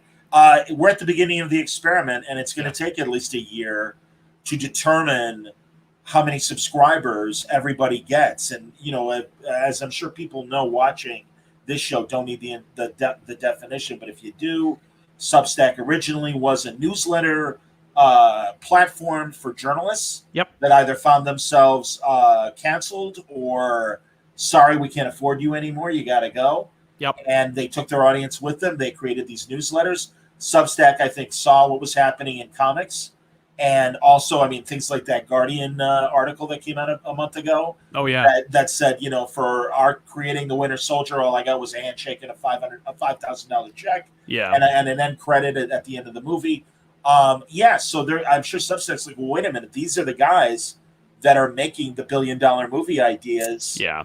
Let's fund them to create some stuff for us. It's a great idea. I can't believe they have as much money as they do, because I am hearing that these are hefty mid-six-figure deals per creator. Yeah. And that's a shit ton of money. I didn't have any confirmation, but I had to assume based on I think it was like tens of millions of dollar investment cash infusion they got last year. I think it was $65 million that Substack got, and I think they got the investment like around the exact same time they hired Nick Spencer to be their go-to, like their kind of comic consigliere, so to speak, to kind of explain to them who's the people they need. And we had Ryan Stegman on the show not too long ago, and he basically just openly was like, we were working on a Kickstarter for this new thing that with him and Donnie Cates, KLC, and they were working on it as a Kickstarter, which like was the method. That's where the winds were blowing at the time. And still is for a lot of people who didn't get the Substack deal. And he had gotten a call that there was this situation coming around, and Cates was all in on the Kickstarter. He's like, I got the plan. We have it all like mapped out. And then he's like, you're going to want to hear this deal. And so a handful of the top known creators in the big two were brought in and got their grant money. I think it's fair to call it a grant. Yes. And, and for the year they are under contract to produce their newsletter and their and whatever else they want to do, but they're contractually obligated to make the newsletter. That's what they are. They're a newsletter distribution platform, so like, it makes sense. And so here it is. But the question, I think apropos of Langley's question about the trepidation or ire with Substack, I don't know if I have been representing my feelings on Substack quite accurately or fairly, because I've when I first heard of it, immediately I felt this kind of like this bristling. I was like, what is this? And it just sounds like, a company got a bunch of money and called up the biggest creators in the comic book industry and said, we want to break in. We're going to hire you. We're going to give you a whole bunch of money to do it. And if we're still a company in a year, everyone will continue to make money. But at the end of the day, you have this money and it's up and it's yours. And the reality is, if you didn't have any money, you'd still be doing these projects. It's just an opportunity to do the thing that they would probably have done in a year or 3 to 5 years. Agreed. It's seed money up front. To afford to do as many books as you determine are necessary. And I look forward to conversations with Snyder and Tynan and the like, and hopefully Nick. God, I haven't talked to Nick forever. Right. But it's harder to get a hold of him. But and God bless him, man. No, I'm happy for everybody that has these deals. Johnny Hickman. I love John. I've loved John since day one. Sure. And again, a big mind, and it's a great idea, and it doesn't surprise me that he's been catered to in this way. I had Rob Salkowitz on last week or 2 weeks ago, and he was saying that he's concerned with how they look, how the comics actually look on the Substack platform. Yeah. Again, we're in the beginning, so we don't know. Yeah. Right now, he's like, they're PDFs, and they really aren't high-res images the way Comixology and other digital platforms are. Absolutely. No, the reality is, I think, and correct me if I'm wrong, but these creators don't really know what they're going to do. They were blindsided with an offer they couldn't possibly refuse and would be stupid to refuse. I can't stress that enough. If there's a situation that happened a while back where there was this streamer named Ninja who worked on Twitch. There was a new upstart that wanted to compete with Twitch. They offered him an offer he couldn't refuse and said, come to Mixer, stream here instead, and we'll give you a dump truck of money to do it. And Mixer imploded, and he got to keep all that money and then go right back to Twitch, where he was obviously going to go after they imploded, because he has no vested interest in Mixer surviving or not, because he was given a dump truck full of money. I think it's a 1-to-1 for these creators, where it's like, are we going to give Substack a hard time? Are we going to complain about the format or the subscription service or the system? No, they gave me a dump truck full of money. And if they're here in a year, God bless. And if they're not, I still have a dump truck full of money. And these other platforms to lead exactly. Back to. And the peach of a deal where it's like, you have this money, we have an expectation you produce because we're getting into the comic book industry or whatever we're trying to do, and you're going to make these books, but you don't have to publish them through Substack. You could go to any other company and print them that way. You go to Dark Horse, Image, Boom, whoever, and you could print the books that way. But as far as digital goes, we're going to distribute them through Substack. But as we've already established, digital is not 2/3 of the comic book industry's intake. It's physical. Right. So when you read these books, statistically speaking, it'll probably be in physical when they make their other peach of a deal. Because when Hickman has this 3 worlds, 3 moons thing done, whoever gets to print it is going to make a bunch of money in proportion to the comic book industry. Agreed. Absolutely. And there's nothing wrong. I mean, that was my initial question with Substack was, when does it get to the direct market? When does it become physical books? Right. And again, it's to the creator's discretion. I don't know. I imagine that obviously Substack will have proprietary rights to have it on their platform and nowhere else. Right. For however many years. I think no. That's what I'm known. That's why I want to talk to everybody. Yeah. And see what their deals say. Or, again, maybe it is like, okay, the first arc is exclusively on Substack, and as soon as that arc's done, they could take it and move it to physical media. I think it's just, I think it's very open. I think it's a super open deal. I think they're just so certain that they're going to be okay and that they have their subscription fee locked in, because of course, if you want the book, you have to pay a minimum of whatever the minimum is that they declared. Right. And some of these creators have picked 5, some 7, but it's it's somewhere between 5 and 10. Yep. And dollars a month. Yes. And so, and Substack will take a percentage, and it's not a huge percentage of that, but they don't get to touch the dump truck they gave them, and they don't have to touch the books. The books they can do whatever they want. Hell, they could probably, I think it's very open when it comes to distribution. But I assume they also they probably couldn't put it on like Webtoons, because of course Substack is very directly competing with Webtoons in this particular case. But with respect to that, I think it's interesting because, I lost my train of thought, but yeah. So but they're there and they're getting this money and they're doing these books but is it going to make it for them? I don't know. Oh, my point was simply that they don't have a plan. Is that these creators were like, well, here's 6 figures. Some of them had a plan because they were going to Kickstarter or going to make a book. Others were just like in Nick Spencer's phone and got the deal, and they had to whip up a deal. But I don't believe that any of these Substack people didn't already have something in the works. Yeah, because Scott Snyder's only doing a how to make comics. He's only doing his class. Yeah. The books he made another sweet deal with Comixology. Right. With Best Jacket and everything. Yeah. Truly in the year that I've been talking so often with James Tynion. Yeah. Good Lord, the guy's got a million fucking ideas. No question. Including the ones that we're already seeing. And they're all great. They are all great. Even that horror anthology that he did last year. Yes. It's like, well, here's a perfect place for it to be on Substack, for example. Absolutely. So, Fresh News 24/7 asks, any chance we'll see Marvel or DC print some of these books? No way. Yeah, I agree with you, Sal. No way. No. They have their own distribution and their own platform. Yeah. I think Substack is there to compete with these platforms. Yeah. And again, if Substack fails, Kickstarter and GoFundMe, they've been around for more than 10 years. They've established themselves. And truly, I mean, I just had Ryland Grant and Dave Avalone on last week, and Ryland is a classic example of a guy that puts out books through Source Point Press, right, but has very effective Kickstarters. Jimmy Palmiotti, obviously a much more veteran creator. He's got it down to a science. Yeah. Lemire, as they're saying here, he's just got a Substack as well. Yeah, I heard about that too. Doesn't surprise me. Again, Jeff's another guy that has a million ideas and now has the seed money to hire or at least collaborate with a bunch of artists. Oh yeah, and get them done. Well, and not only that, you have we have these creators who have partners and they're making their own thing or they're making this book, but then you have other folks like Stegman who want to see a return to the old Image studio model of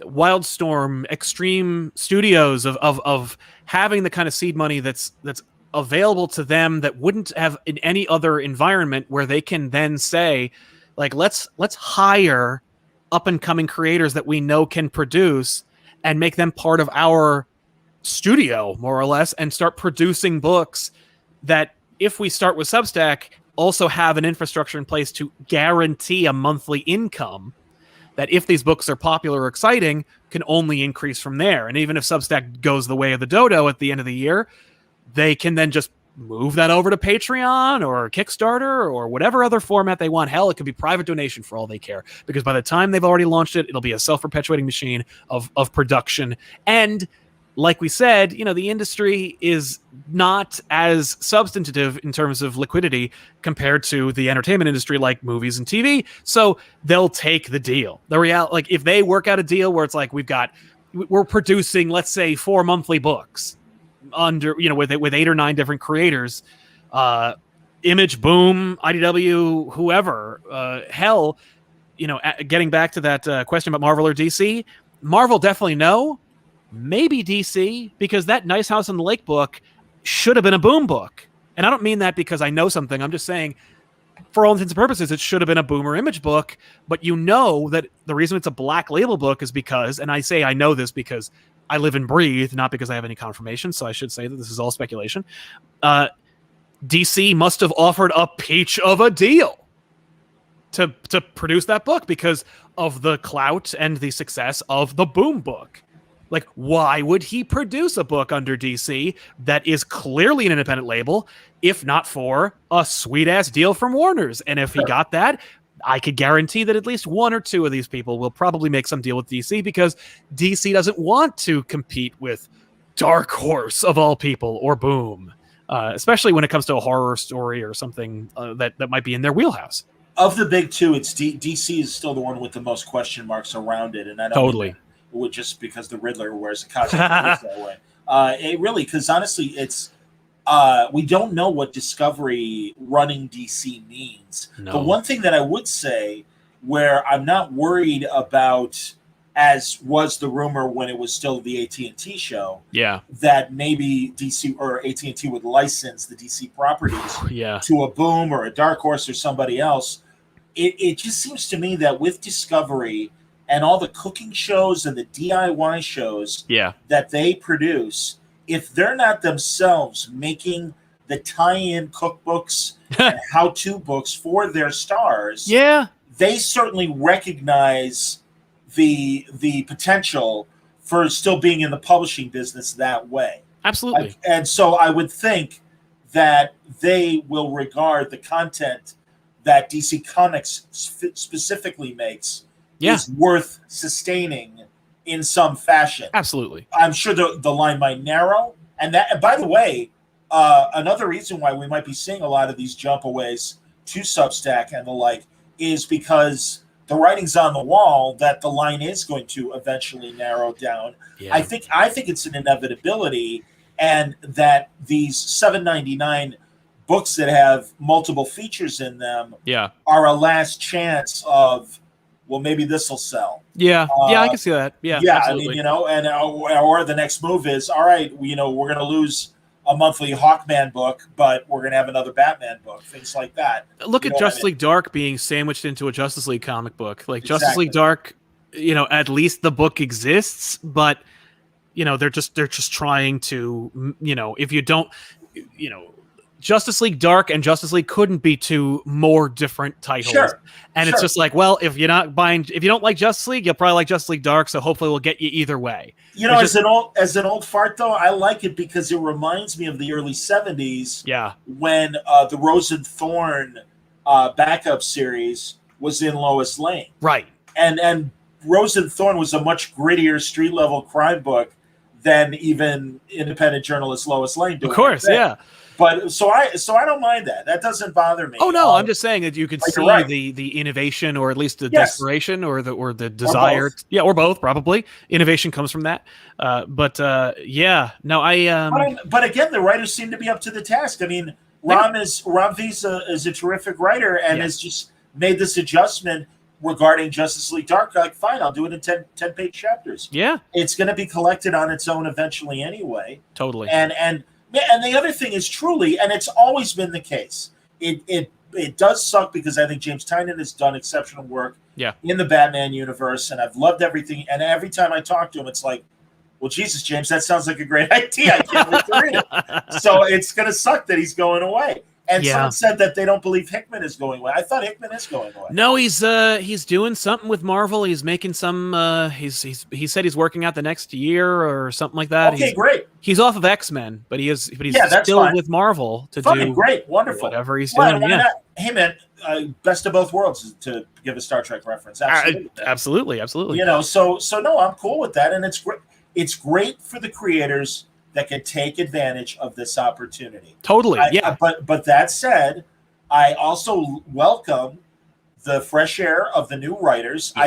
I think goddamn, I was a fan of Stephanie Phillips well before she was getting regular gigs at DC, and it's like, well, guess what? She's up to the task, and she's terrific. Yeah, and, I love that. Erica Schultz, and I mean, there's just a lot. I mean, God, Kelly Thompson. It was so great that she won the Eisner this year. Yeah, so well deserved. Absolutely, she's such a smart writer too. And truly, people like Ram and some of these new voices and stuff. Some people I haven't even had the chance yet to talk to on work. That's true. And want to. No, it's good. Change is good. And I mean, again, it's happened in every decade. I mean, back in the 70s, the old Silver Age guard is like, we want insurance. And DC's like, yeah, fuck you. See you later. Yeah. And then, and same with Marvel, but then we got Steve Englehart and Jim Starlin and all these great writers, and Elliot Maggin and Carrie Bates and people like that. So, literally, it's happened there. And same goes with artists, too. Right. No, I'm sorry, everybody that was working on the Clone Saga. You're too expensive. We can't hire you anymore. Yeah. Well, here come all the new artists and stuff. Exactly. So it's okay. I like the bit 2 will be fine. I think, and even if in a worst case scenario that Discovery did decide to license the DC characters, all I could point to is the fact that as much as I hate new Star Trek television, the comics have been exceptional, and IDW, for example, and I think every steward of a license understands in a way they never did when I was a kid. And we get shitty Charlton, Hanna-Barbera comics and Popeye and shit like that. And it's like, God, Roger Landridge, when he was doing Popeye at IDW, it's like, holy fuck, this is the greatest Popeye shit I've read in decades. True. And even when they keep things in-house, God, look at everything that Archie has done with their properties. Like, God, if you're at all an Archie fan, it's like, we're getting the best stuff ever because they get people that get the characters, that know how to draw them well, that know how to write them well. And we're getting exceptional stories. So I am not worried about the comic book product per se. Right. And as an observer, I just think it's interesting as hell that all these new things are happening. And I think they're going to be all right. Yeah, I genuinely hope so. I don't think that the Substack thing is the wave of the future. I think it's more like because they had the money, we're talking about it. Like, I don't think that. I mean, It's a narrow list. It's a very narrow list. It's not, but that's okay. I mean, these guys have earned it, right?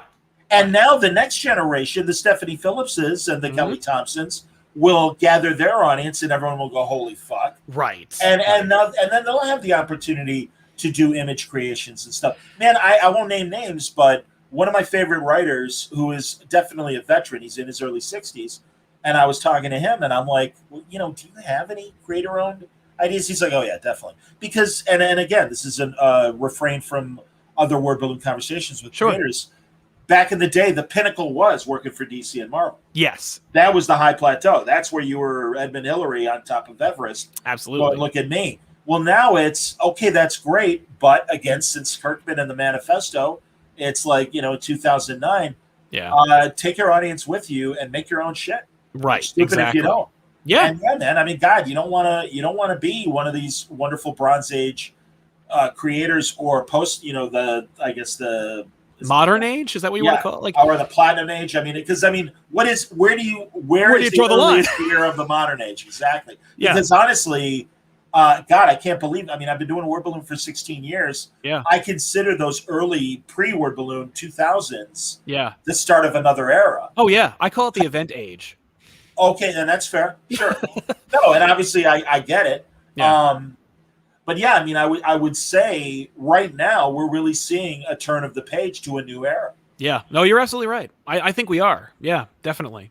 No question. So yeah. It's fascinating. Yeah. It is. It really is, man. Well, we've gone too. Are you tired? I don't want to, No, not necessarily. I mean, if you got more, I'm happy to take it. But I don't want to, overstay my welcome. No such thing, Sal. Good Lord. The late great Marty Pasco and I would talk for 4 hours. And I would love it because I'd go, all right, Marty, it's been 4 hours. Really? Oh, my God. I mean, it feels like we've only been talking for an hour. Oh. And I'm like, that's why I loved Marty and stuff. And I miss that guy. He was the best. This is interesting. Jimmy says, I think Substack is just a phase in the history of comics. Yeah. It always goes back to the floppies. I don't know. I maybe Substack itself won't continue to exist, but there might be this kind of exclusive platform for people at the upper level. I mean, that's the thing. It's like John Hickman is making a new sci-fi book. Are you interested? The answer is yes. Yeah, of course. Yeah. I mean, that's the thing. Now, Joe Blow is making another zombie or vampire book. Do you give a shit? The answer is no. Of course. I mean, and again, this is my personal taste, and that's why I say Joe Blow. But I mean, the great thing is, again, with Kickstarter and GoFundMe, if you've got to be a salesman as much as a creative. Yeah. No. And I'm learning that with Word Balloon as much as the comic creators are with their books. Absolutely. And truly, Sal, you're one of my mentors when it comes to that shit. No, absolutely. Hey, man. No, I mean, truly, you guys have done at Comic Box is fantastic. Well, thank you. You've built this great community, and they're fun. I mean, God, I love when Benny does his stories or whatever. Yes, his complete stories. Yeah. Jesus Christ. And also, he's a great narrator. I mean, he really gets into the dialogue, and it's like, I will fight you with my last breath. Oh, and I'm just like, go. Wait, that's great, Benny. No, he's great. And he would do that. He did that in the beginning. He does it now. I'm amazed that he's still able to do it. I need to watch him do it. I've never actually seen him do it. And I've been to his house a number of times, but I need to watch him do it and see if he's like Mark Hamill, where he has to stand up to do it or something.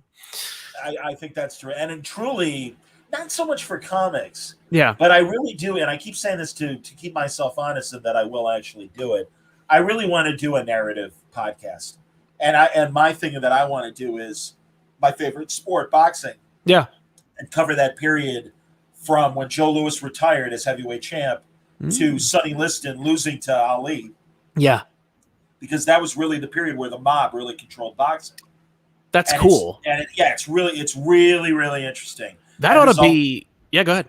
No, there's a lot of great stories of fixed fights. And, I mean, the most tragic story is Sugar Ray Robinson, who was his own man in the height of his middleweight career and could command huge purses and stuff, decides he wants to become a tap dancer and then go to entertainment in the 50s. And it's like, bad timing, dude. And, Right. and he's got no choice but to go back to boxing.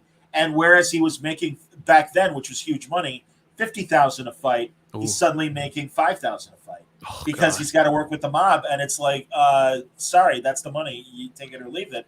Yeah. And he's got no choice. And there's a great newsreel scene of Robinson after he wins back the title, and he's crying in the dressing room. And the sportscaster is like, wow, look at that. He's so emotional about winning the title again. And it's like, no, he knows he just made 10 cents on the dollar. Right. And whereas he used to make $50,000 a fight, he's got to settle for $5. Oof. And it's like, yeah, man, it's this harsh reality of what's going on. So, yeah, no, I think that's fascinating. And I'm a big Katrina Longworth fan. You must remember this old Hollywood narrative, all just great behind-the-scenes stories about Hollywood and some of the tragedies of classic Hollywood. Sure, of course. So, yeah, she's one of my models that I look at as far as a template and everything. Yeah, absolutely. So. No, there's so, like, the thing about original content creation and being like your own kind of boss and having your own kind of purview is that the sky's the limit, and because there is no ceiling. Because you could film your cat doing an accidental backflip and you'll have 600 million retweets, reblogs, loops, whatever you want to call it. And, and if you're smart and have like a link in your profile, you've got a career. And that's a gross generalization of how you can make it in this industry. But like, I'm just saying the reality is like, you can make it if you have the right timing and you have anything worth a damn to watch or listen to. And with respect to that, like my mind was a whirl of potential when you were describing your plan, where I'm like, oh, well, here's how you do with that. And it's just like, you make this show and you turn into this and you turn into that, you call so-and-so and then you make it into this. And then it just spirals into like a series that you actually have on like a network somewhere, or even not even a network, but it could have been like, it could be just yours. And it could just be a YouTube show or a podcast series that makes you money. Sure. Or you could make it into a podcast series that then is churned in. Have you ever seen, there's a documentary called Hellier, and it is about a bunch of nerds who believe in like goblins, and they made a podcast about themselves looking for these goblins, and it became and they filmed their own documentary series for YouTube where they chase goblins. Spoilers, they don't find any goblins. So, like, it's a felonious premise alone. And then Amazon bought the damn show and financed season 2 of them chasing goblins. That's your future is just waiting for you. And it's like, I just crapped all over these companies that like have trillions of dollars. But like, the thing is, these guys with all those money, they don't, it's all the same. They're spending more money than they've ever spent, but they're playing by the same rules they were playing with 50 years ago. And it's just that Hollywood is a big effing roulette table, and they're rolling the dice on red or black. And they think that like, if an artist blows on the dice, it will somehow magically make them more money than they bet, right? Because it really is just, I'm betting that an artist will make me double my investment. Like, put it all on Van Gogh making a hit, and it's that where it's like, well, you wrote a song that people liked. I'm going to give you $1 billion to write 6 more songs, and I hope that on the premise of you sold one song. And it's the same thing with movies, where it's like, you told a story that people enjoyed, here's a bunch of money, tell more stories, and on the premise that I'm spending the money because I think that you're a proven method. The reason why adaptations are so popular and why they always why it got so big is because original things got less certain, and proven things help weigh the dice in their minds. So it's like, oh, you have an audience? Then that you just skip the line ahead of everybody with the most original game-changing stuff because you have an audience. Luc Besson and Valerian compared to any Marvel movie or DC movie. Oh, yeah. Valerian shouldn't have even existed based on just the fact that he bilked the French government out of money to make a movie that literally 3 people asked for. Like, it is Luc Besson. Yeah, he did. He made a movie I like once. Exactly. But that's the thing. I mean, it's like he is capable of interesting sci-fi and suspense and everything. No, it's true. Yeah. But no, you're right. No, you're absolutely right about that. Well, and I mean, and really bringing it back to Star Trek, the reason why Alex Kurtzman got a 5-year extension in my mind is because of Hawaii Five-0. Oh, because the Hawaii Five-0 reboot did very, very well for CBS. Yeah. And it's kind of a thank you of, I mean, you got one hit out of your several other misfires. Right. Well, and all you need is one fucking hit. And Star Trek, like, unfortunately for us, still makes money for them. Like, Star Trek still makes money, not as much. I don't know, Sal. I really don't know because again, all the streamers are keeping their numbers close to the vest. Oh, sure, and they will forever. But when they put Discovery on over the air CBS, it massively failed. Oh yeah, massively failed. And I'm sure they'll continue to run it in the summer. Yeah, because why not? It's inventory they can burn out. Yeah, as opposed to creating something else. Yeah, but I don't know, man. But Star Trek never made money. Like the thing is, like Star Trek every Star Trek show got canceled. You know, like they never got Well, and actually, that's not true because they were built to be 7-year runs. Well, the only one that really got canceled, I think, was Enterprise. Yeah. I feel like the contracts ran out, and I think people were just done being in them. But that's the thing, man. It's no different than. I mean, they kind of kept Smallville going after that initial 7 years, but that's when you started seeing Michael Rosenblum and the like, pulling away from the show. Exactly. Kristen Crook and everything, because, it was like they had to renegotiate contracts, and it's like, well, we certainly don't want to do that. Well, and it made me crazy because you're watching interviews with like Chris Pine where he was like, yeah, people are complaining about our Star Trek, but like the fact is you can't make Star Trek the way it used to be made today. And I just want to be like, try it. Like, I dare you. Because bullshit. And the reality is, like, I think you can make Star Trek today. It's just you can't make that Star Trek. No, you can't make $200 million Star Trek. Star Trek isn't a $200 million property. It doesn't need to be. That was the whole point of Harv Bennett coming in. The first Star Trek 79 motion picture. Right. There was a lot of money that was lumped into their budget from the attempt to make a series show, phase 2. Yes. So that money got dumped into it too, or a lot of that debt. Right. That said, Harv Bennett walks in and it's like, hi, I've been making successful television sci-fi with the Hulk and $6 Million Man and all this other shit, Bionic Woman. Yeah. I can make a $19 million Star Trek movie. Right. When the motion picture was like 60 million or 50 million, and you're going to see a profit. And they did. Right. And the reason why was good character, good story. Yep. Again, I mean, hey, how many times did we see the Enterprise? The Klingon bird of prey exploding between the movies and the television show. Guess what? I loved it every goddamn time because it was a spectacular shot. Every time they used it, it's like, all right, we just saved $100,000 for using that footage, and it's like, great, fine. Yeah, because he still had good stories. Yeah. So I mean, again, and that goes with the comics. That goes with everything else. Yes. Good character, good story. You're going to find an audience, and Absolutely. this shit's gonna work out eventually. And even down to the independent writers and artists that are doing their Kickstarters, and I mean, and that's why I'm having a lot of them on. I listen. I all you have to do is pitch me on the idea. Let me see the book. You are subject to my own personal taste, of course. And then, by the way, that sucks because I'm one guy. Who the fuck am I? But it's your show, and that's the thing. It's like it is my show. You get to be the arbiter of of who comes on and why. And it's like I have the same kind of expectations, or standards where it's like because of the nature of talking about comics for a living. I think there's not everybody who sees a movie wants to make one, but I think most people who read a comic probably think they could make one. They could make one, sure. And so the nature of the business is you're gonna be pitched on a book, even if you have no connection to the industry like I do. And I've seen so many pitches and emails, and it's just like it's one of those things where it's like I've made my own books too, and there's a lesson to be learned. There's a lot of lessons to be learned about that whole experience, and it's like. But the biggest takeaway is it has to look industry level. If you want to even break through to anything. Like, right, Sal. I'm not selling, right? Like, I'm not selling Yeah. your book regardless of how good it is, but I will sing its praises if it looks great. Professional.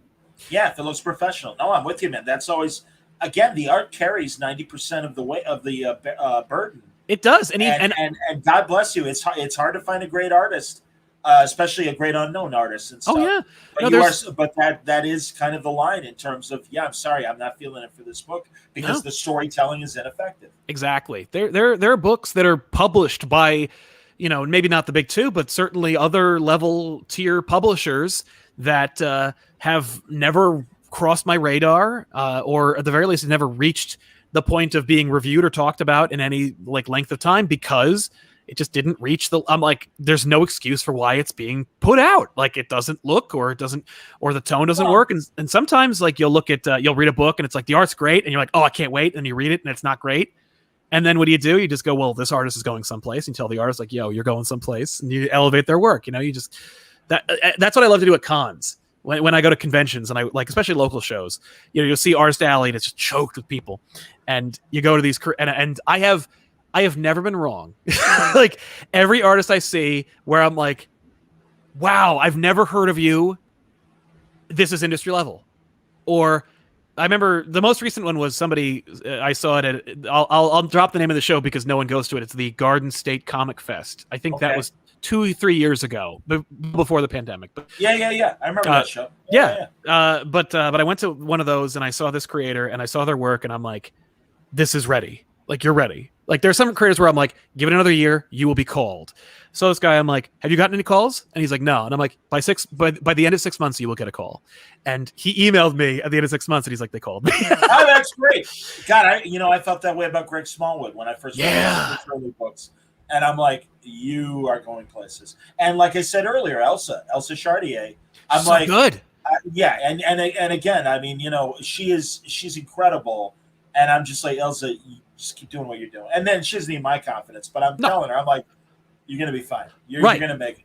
And I love her, by the way. Her YouTube videos are fantastic as well. I didn't even know she made them. Oh God, they look like masterclass videos. These artists, man, they're dropping us out of the water. They're blowing us out of the water with there's so many talented artists who are also cinematographers who can make these beautiful, breathtaking films about themselves, about what they did this weekend and how they did it. And I'm just like, I am nothing. Like, all I do is talk about comics and make fun of Batman, and then and I'm like, I do this for a living, and then this artist who's eating ramen every day, who's schlepping their portfolio to every rinky-dink Comic-Con in the tri-state area, is making these Scorsese-ian opuses, and I'm like, oh my God, you have talent.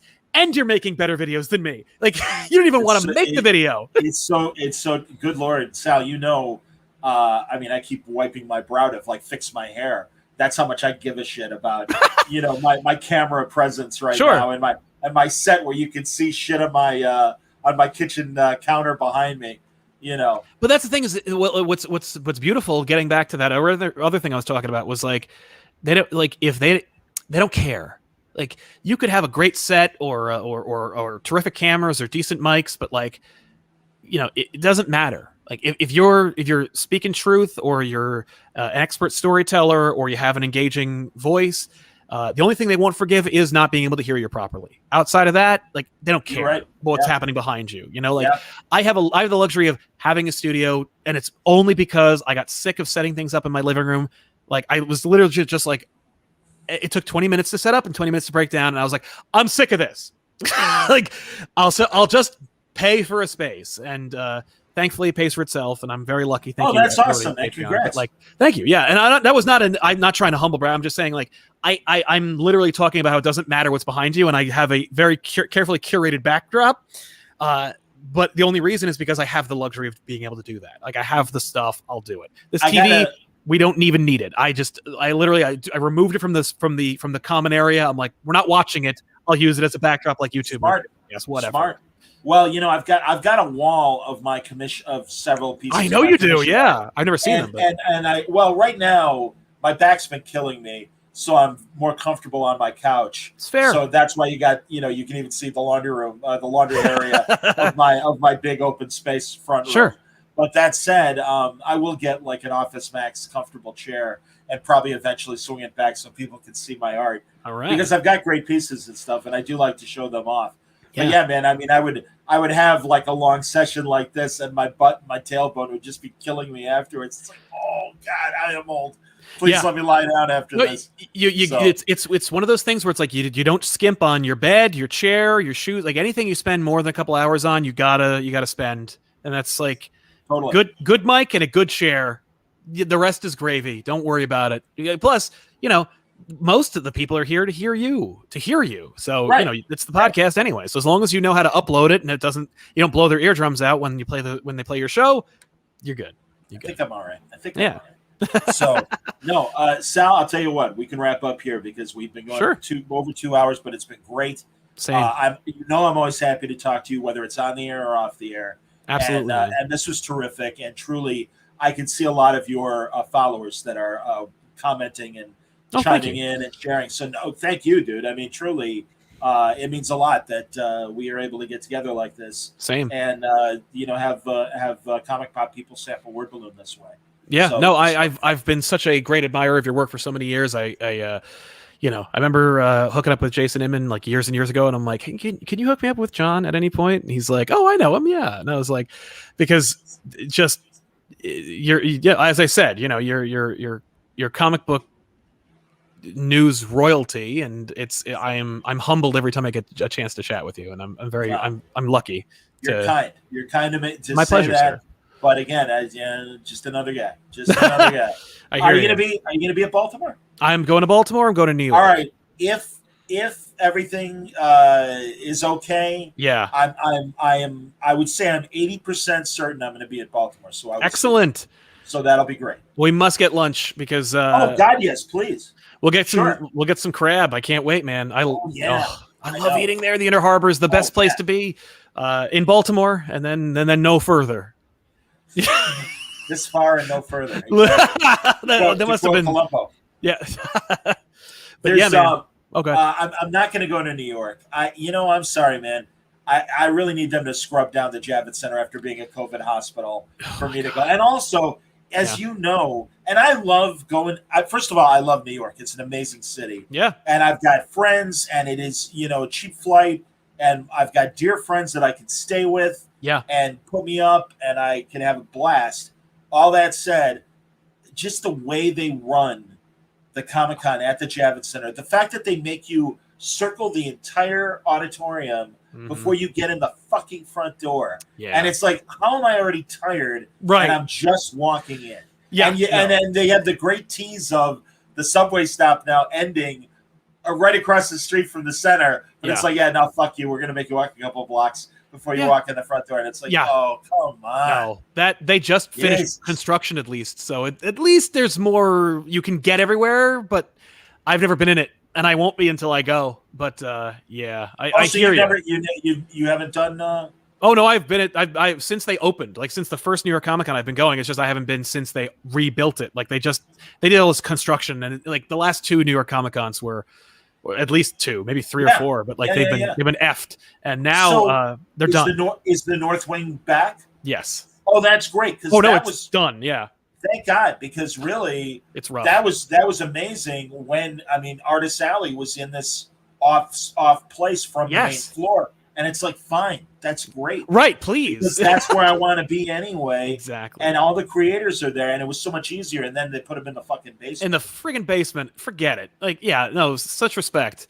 But man. But because you have Baltimore, you can skip it. Like the reality is, like Baltimore, everyone's on the same level. There's not a lot of walking, and everybody's there. Yeah. So our Dante says, Artist Alley in the hangar, and I guess he means the North Wing or whatever. Yes. I remember when it was upstairs, it was in this weird, like, upstairs location. Everybody was on top of each other, and I was just like, wow, they did not plan this right. Yeah. No, you're right about that. Too funny. Yeah, man. Well, all right. Well, then hopefully I'll see you in Baltimore. Yes, definitely. If you're there, I can't wait. Yeah, man. No, that'll be great. That'll be terrific. So, everybody, thanks a lot for watching. It's always great to have Sal on. My pleasure. I hope you enjoyed this conversation. John Sui, and I'm sure I'm saying his name wrong, great Asian writer. We're going to talk about his image book tomorrow night on Word Balloon Live. That's going to be a lot of fun. Right now, Thursday and Friday are kind of open. I might grab somebody, or I may not. And when we normally do Kinescope, we're doing it on Sunday night. I'm sure we'll do an Yeah Trek watch on Thursday or Friday. That I always kind of leave that up to Mitch and Franco's availability because I'm a freelancer and I've got all the time in the world. But Sunday night, I'm excited. We're going to be talking about the very first television sci-fi hero that was purely television, and that is the Great Captain Video. Oh. It's a crazy fucking show. There are examples on YouTube to watch, and all of a sudden, I'll even let this slip to intrigue people, and maybe they'll watch it. The Dumont Network bought this package of Western movies, and they were like not even B level. They were like C and D level shitty movies. Yeah. And they didn't know what to do with them. So Captain Video and his Video Rangers, the audience were also Video Rangers, and they get decoder rings and membership and all the tchotchkes that they were making. But they would cut in the middle of the episode to see what their other Rangers were doing. And they would cut to scenes from these Westerns that had nothing to do with the plot they were saying. They make no sense. I mean, honestly, it's almost like a fever dream where you're like, why are we fucking watching a Western in the middle of a sci-fi show? Right. And I mean, down to the swinging doors and the bars and the horses and everything. They're not modern Westerns. They are like classic 1800s Westerns. Like, wow, why is this happening?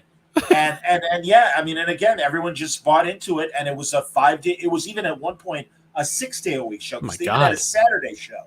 That's how popular it was. And truly, like the Jackie Gleason variety show that included Honeymoon sketches and Captain Video. Those are and sports. Those are the three things that were keeping Dumont afloat in these early days of television. So it's an incredibly weird but cool story, and I hope you'll join us for it on Sunday night for the next episode of Kinescope. And until then, everybody, continue to stay safe, stay healthy, stay happy.